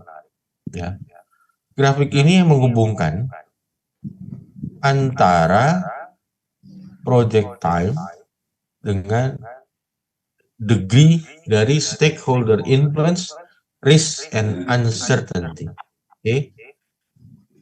Jadi kita tahu tahapan umum dari satu project, mulai dari FS atau studi kelayakan, lalu kita desain, lalu proses pengadaan, lalu construction, lalu setelah terima dan fasilitas itu digunakan, gitu ya. Ini garis besar proses delivery projectnya seperti itu. Lalu ada grafik yang namanya, saya ambil yang bawah dulu, cost of change. Cost of change itu di awal proyek itu rendah, tetapi dia akan meningkat sejalan dengan proses pelaksanaan di lapangan yang sudah semakin atau dalam tahap penyelesaian. Jadi ini, cost estimate itu adalah biaya yang timbul akibat perubahan. Contohnya gini, kalau masih di konsep screening, kan tadi ada 3 calon investor. Yang satu bicara rumah sakit, yang satu bicara bangun hotel, yang satu bicara bangun apa. Kalau yang pertama bilang, gimana kalau kita bangun hotel? Biayanya sekian. Lalu yang investor rumah sakit, enggak, rumah sakit aja, ini lebih menguntungkan sesuai kebutuhan di sana. Akhirnya diputuskan rumah sakit. Selama diskusi tadi, relatif hampir tidak ada biaya perubahan kan. Padahal itu merubah fungsi rencana investasi dari hotel ke apartemen terus jadi rumah sakit. Andai pun ada biaya perubahan paling cuma ongkos kopi doang. Ya kan? Anda nggak meng-hire apapun.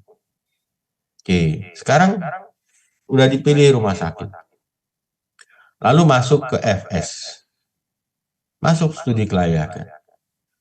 Studi kelayakannya dihitung tuh estimasi biayanya secara overall. Life cycle costingnya dihitung, termasuk revenue selama umur rumah sakit itu digunakan. Ya. Lalu di tengah jalan, rumah sakitnya yang tadinya 300 bed dirubah. Ya. Udah selesai nih FS ya, dirubah. jadi 200 ya, karena keterbatasan budget. Maka FS-nya mesti dihitung ulang kan. Pasti konsultannya nge-charge dong, konsultan FS-nya. Pak mesti dihitung ulang nih karena jumlah bednya dirubah dari 300 ke 200. Anda ngeluarin biaya, tapi biayanya juga nggak akan terlalu besar. Ya, konsultan FS-nya juga nggak terlalu nge-charge-nya akan besar.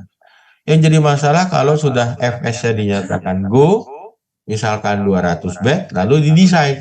Nah, selama proses desain, ya, apalagi sudah sampai detail desain, ternyata ownernya minta berubah.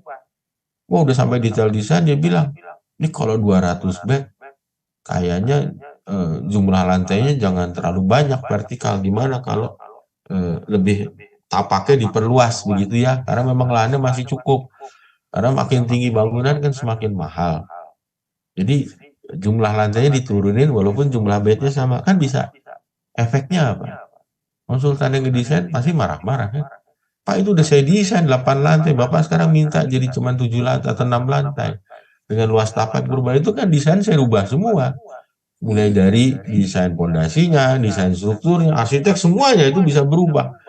Efeknya biaya konsultannya bisa 2 kali lipat kan? Lebih tinggi kan dibanding waktu kita ngerubah FS. Tapi bisa saja dilakukan perubahan, tapi cost of change-nya lebih tinggi lagi. Sekarang desain sudah ditetapkan, jumlahnya sekian lantai, rumah sakit 200 bed, masuk ke tender. Ya, pada saat tender, ownernya berubah. Itu jadi masalah lagi.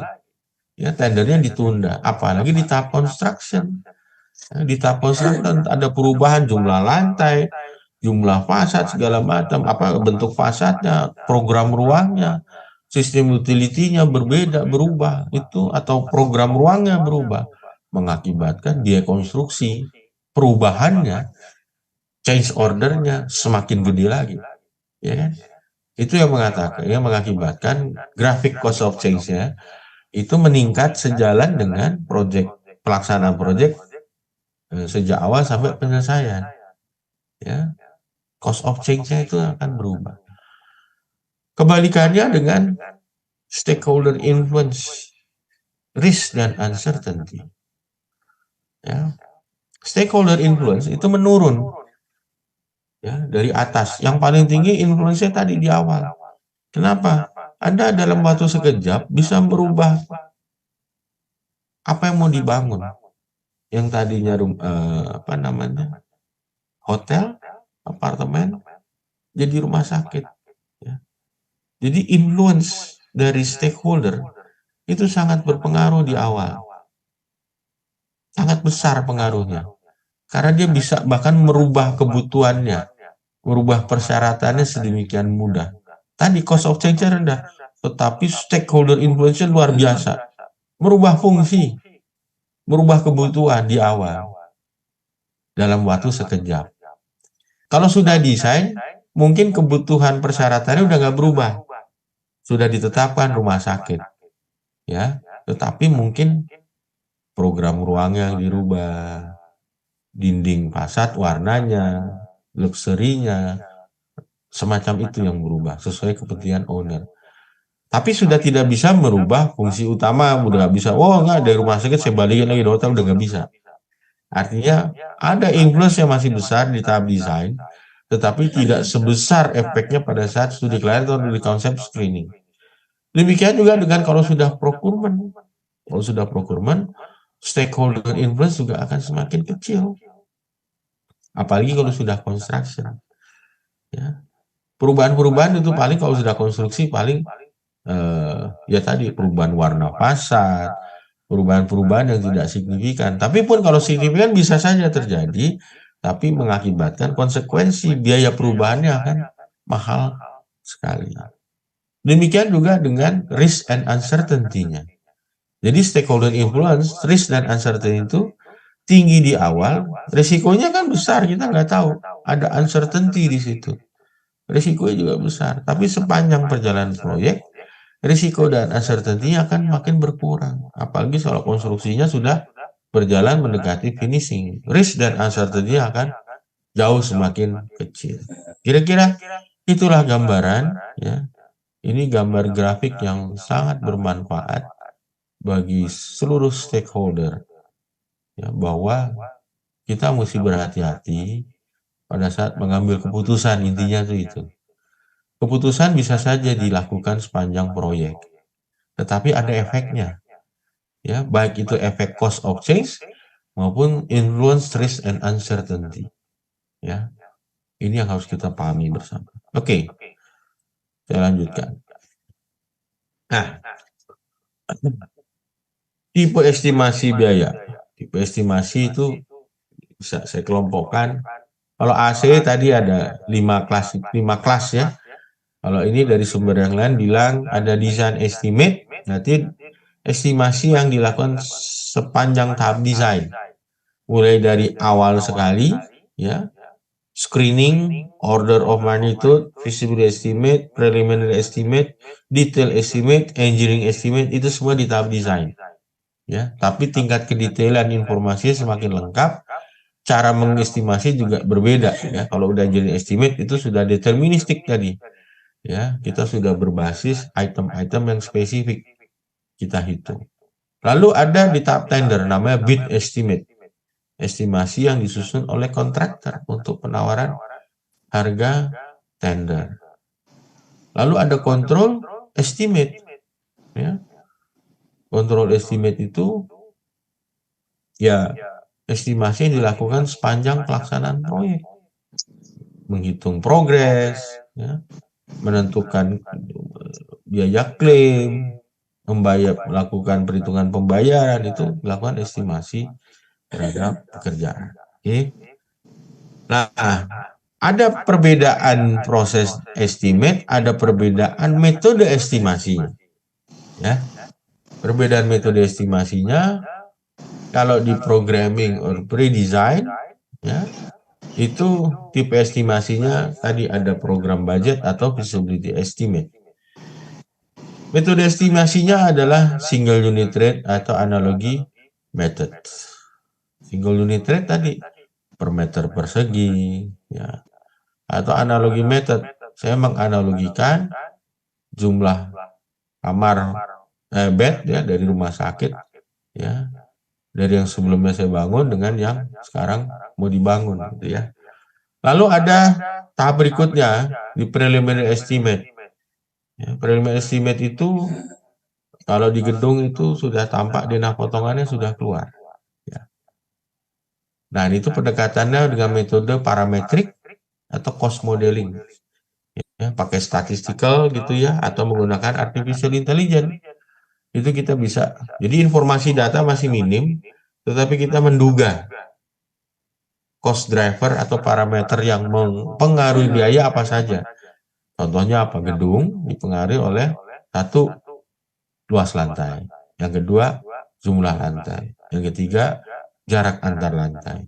Ya. Walaupun kita belum tahu tuh spesifikasinya, mutu betonnya, besinya kayak apa, sistem elektrikalnya, mekanikalnya, kita belum tahu. Tetapi kita sudah bisa memprediksi biaya dengan pendekatan cost modeling atau parametrik dengan menggunakan cost driver atau parameter yang kita duga mempengaruhi biaya. Lalu masih di preliminary atau sampai semi detail estimate atau design development, ada namanya sistem elemental. Ya, berbasis elemen-elemennya, berbasis sistem. Jadi di breakdown biaya berbasis elemennya, elemen fondasi, elemen struktur, elemen arsitektur dipecah juga. Ya, tapi belum detail. Lalu dengan pendekatan tersebut atau pakai yang ini ya, Permen PU PR 22 tahun 2018.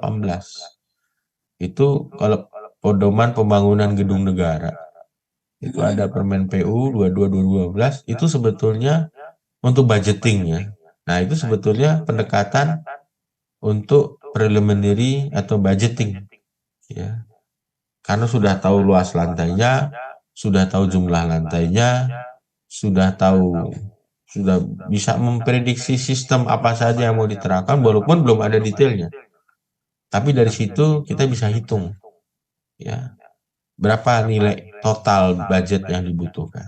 Nah, sudah masuk ke construction document atau detail design atau engineering estimate, maka metodenya sampai ke tahap konstruksi itu namanya quantity survey atau quantity take off.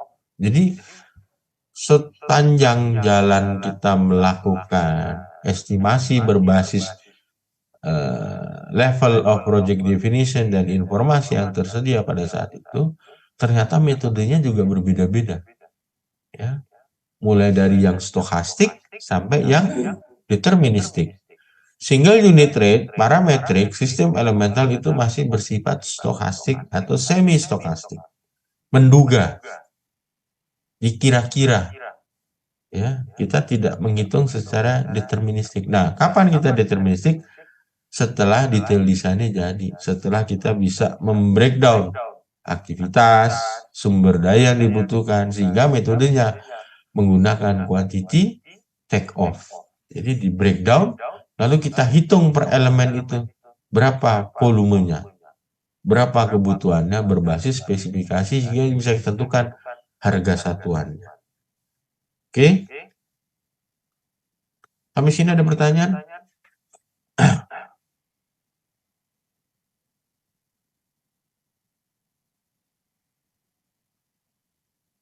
Kalau nggak ada, saya lanjut sedikit.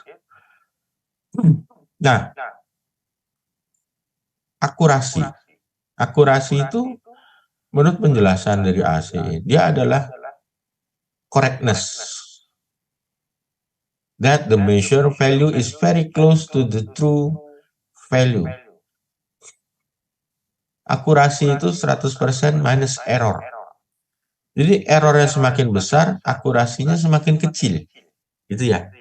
Kalau errornya 100%, akurasinya 0. Oke. Kalau errornya nggak ada, akurasinya 100%. Nangkep ya? Jadi kalau saya bilang akurasinya tinggi, itu berarti angka kita yang kita prediksi dengan realisasinya itu sama atau mendekati sama. Sedangkan kalau akurasi 80%, berarti ada error 20%. Akurasinya ada 80%, berarti ada error di situ. Errornya itu kira-kira memberikan kontribusi terhadap pengurangan akurasinya.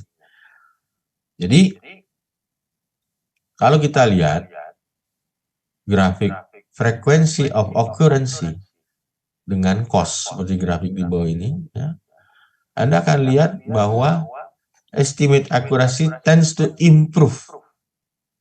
Mulai dari warna biru yang early estimate, artinya di awal sekali kita mengestimasi, maka range estimate-nya itu kemungkinan terjadinya tuh range-nya jauh kan, bisa minus 50 sampai plus 100% tadi.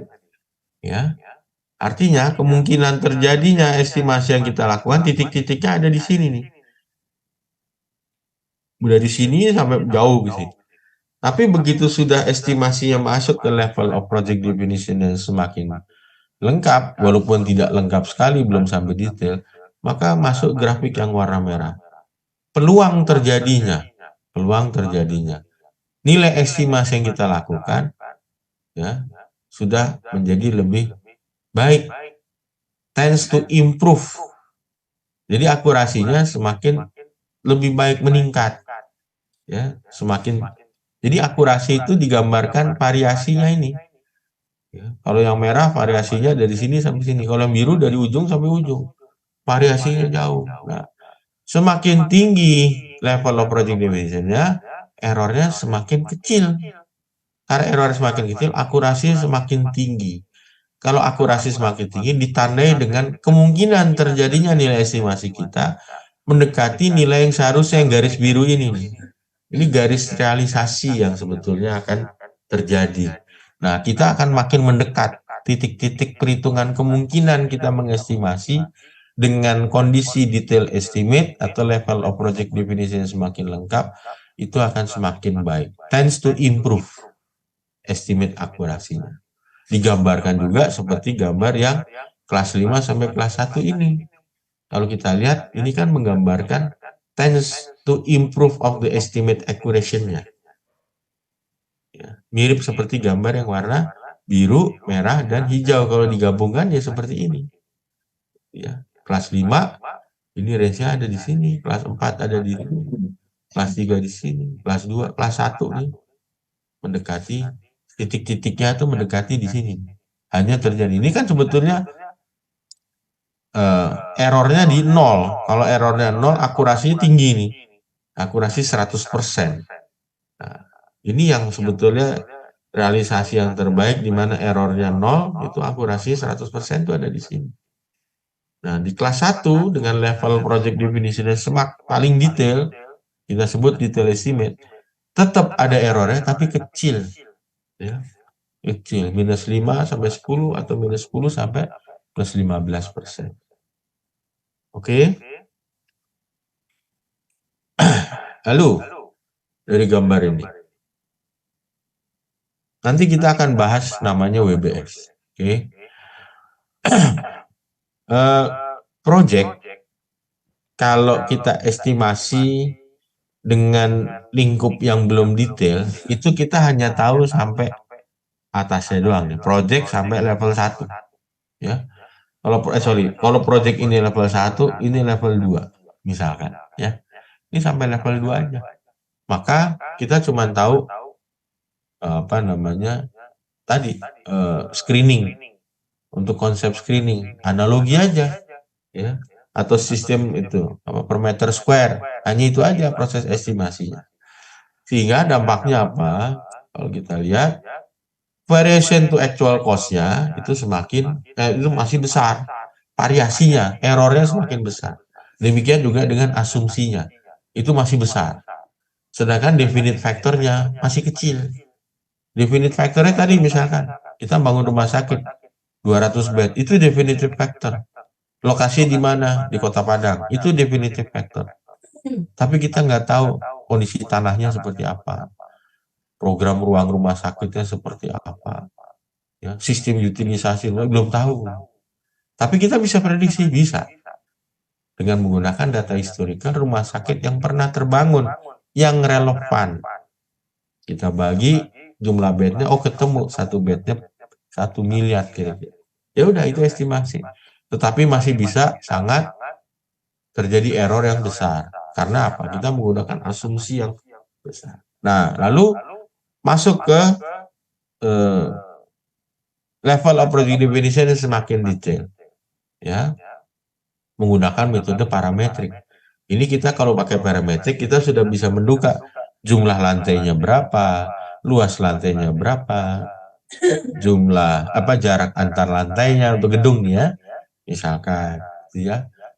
Luxury-nya sudah bisa kita tentukan, sistem MI-nya sudah bisa kita, walaupun belum ada detailnya. Nah, itu kita bisa pakai metode parametrik. Jadi pakai cost driver, parameter yang kita duga jumlahnya nggak cuma satu nih parameter ya, mungkin bisa 5 sampai 10, ya, tapi tidak definitif, belum detail, tapi kita duga itu mempengaruhi biaya. Nah, parameter-parameter itu kita sebut cost driver tadi, yang jumlahnya bukan satu, ya, bukan single unit rate. Kalau single unit rate itu masih yang di analogi atau konseptual. Nah, kalau sudah detail, kita masuk di level of project definition yang sudah lengkap, ya, maka itu masuknya detail estimate. Maka kita udah keluar tuh work package dari WBS sampai aktivitas, sehingga kita untuk setiap aktivitas bisa kita tentukan atau kita identifikasi sumber dayanya, tenaga kerjanya berapa yang dibutuhkan, peralatannya apa saja, jumlahnya berapa, materialnya apa aja, spesifikasi materialnya kita udah tahu, dan itu kita hitung secara deterministik namanya. Nah, kalau kita lihat lagi grafik sebelah kanan, ternyata antara assumption dan definitive factornya itu berjalan terbalik. Pada saat level of project definition-nya masih kecil atau masih minim, kita mengestimasi, maka kita banyak dugaan, masih asumsi. Tapi sejalan dengan level of project definition semakin lengkap, informasi semakin detail, maka tetap ada asumsi, tetapi definitive factor dan persen project definition semakin besar. Asumsinya semakin kecil yang digunakan. Asumsi tetap ada, karena kita mempertimbangkan uncertainty pada saat pembangunan yang kita nggak tahu. Itu asumsi namanya. Tapi definitive faktornya apa? Tadi sumber daya kita udah tahu, volumenya kita udah tahu, spesifikasinya udah tahu. Berarti itu udah definitif. Ya. Tapi tetap harus ada asumsi. Apa contohnya? Kan kita ngebangunnya misalkan 3 tahun nih, fasilitas yang mau kita bangun. Kita kan belum tahu. Ya. Inflasi sampai di tahun ketiga itu berapa persen. Sehingga kita asumsikan inflasinya itu naik misalkan 5 sampai 6% misalkan. Jadi kita hitung tuh biaya proyek kita untuk 3 tahun dengan asumsi ya kenaikan inflasi setiap tahun itu 5% atau 6%. Kita hitung, kita masukkan di dalam prediksi estimasi biaya kita. Itu asumsi. Karena belum terjadi inflasinya. Tapi kita harus prediksi. Karena faktanya inflasi mempengaruhi biaya. Ya. Jadi walaupun sudah definitif, sudah detail estimate, sudah lengkap project definition-nya, informasi lengkap, tetap ada asumsi di situ. Asumsi yang harus kita perkirakan. Oke? Sampai sini ada pertanyaan?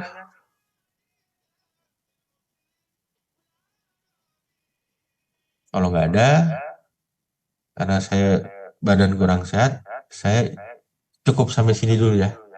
Nanti materinya saya berikan. Minggu depan saya akan berikan materi namanya life cycle cost analysis. Ini sebetulnya sudah masuk di feasibility estimate. Makanya nanti saya gabung dengan materi feasibility estimate. Itu ya. Ada pertanyaan? Tidak, Pak. Tidak ada. Sementara cukup, Pak. Yuk. Nah, cukup, Pak. Cukup Terima kasih, ya. Pak. Nanti materi saya berikan melalui ketua Iya. kelas. Nah, minggu Ditunggu depan, bahannya, Pak. ya, minggu depan kita akan bahas life cycle cost analysis dan feasibility estimate. Nah, di situ nanti ada tugas. Ya. Kalau hari Oke, ini Pak. belum ada tugas, jadi Anda tenang aja dulu. Oke. Makasih, Pak. Sampai ketemu minggu depan ya. Iya, Makasih. Pak. Assalamualaikum. Waalaikumsalam warahmatullahi wabarakatuh. Waduh, paket ah.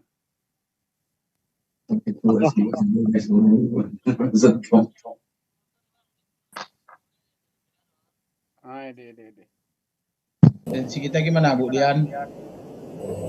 Yo. Absennya sepertinya udah langsung di absenin Pak Wisnu, Pak, karena di absensi yang di entry KRS udah 2 kali pertemuan.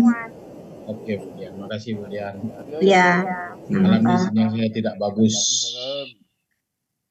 Penting orangnya bagus, Pak. Silakan, Bu Iya. Dian. Makasih ya. Masih ada Izin tes ya. penulisan, kok nggak saya akhiri ya. Ya. Iya, Selamat Bu istirahat Dian. Bapak semua. Iya, Bu. Ya, ya, wassalamualaikum warahmatullahi wabarakatuh. Waalaikumsalam warahmatullahi wabarakatuh.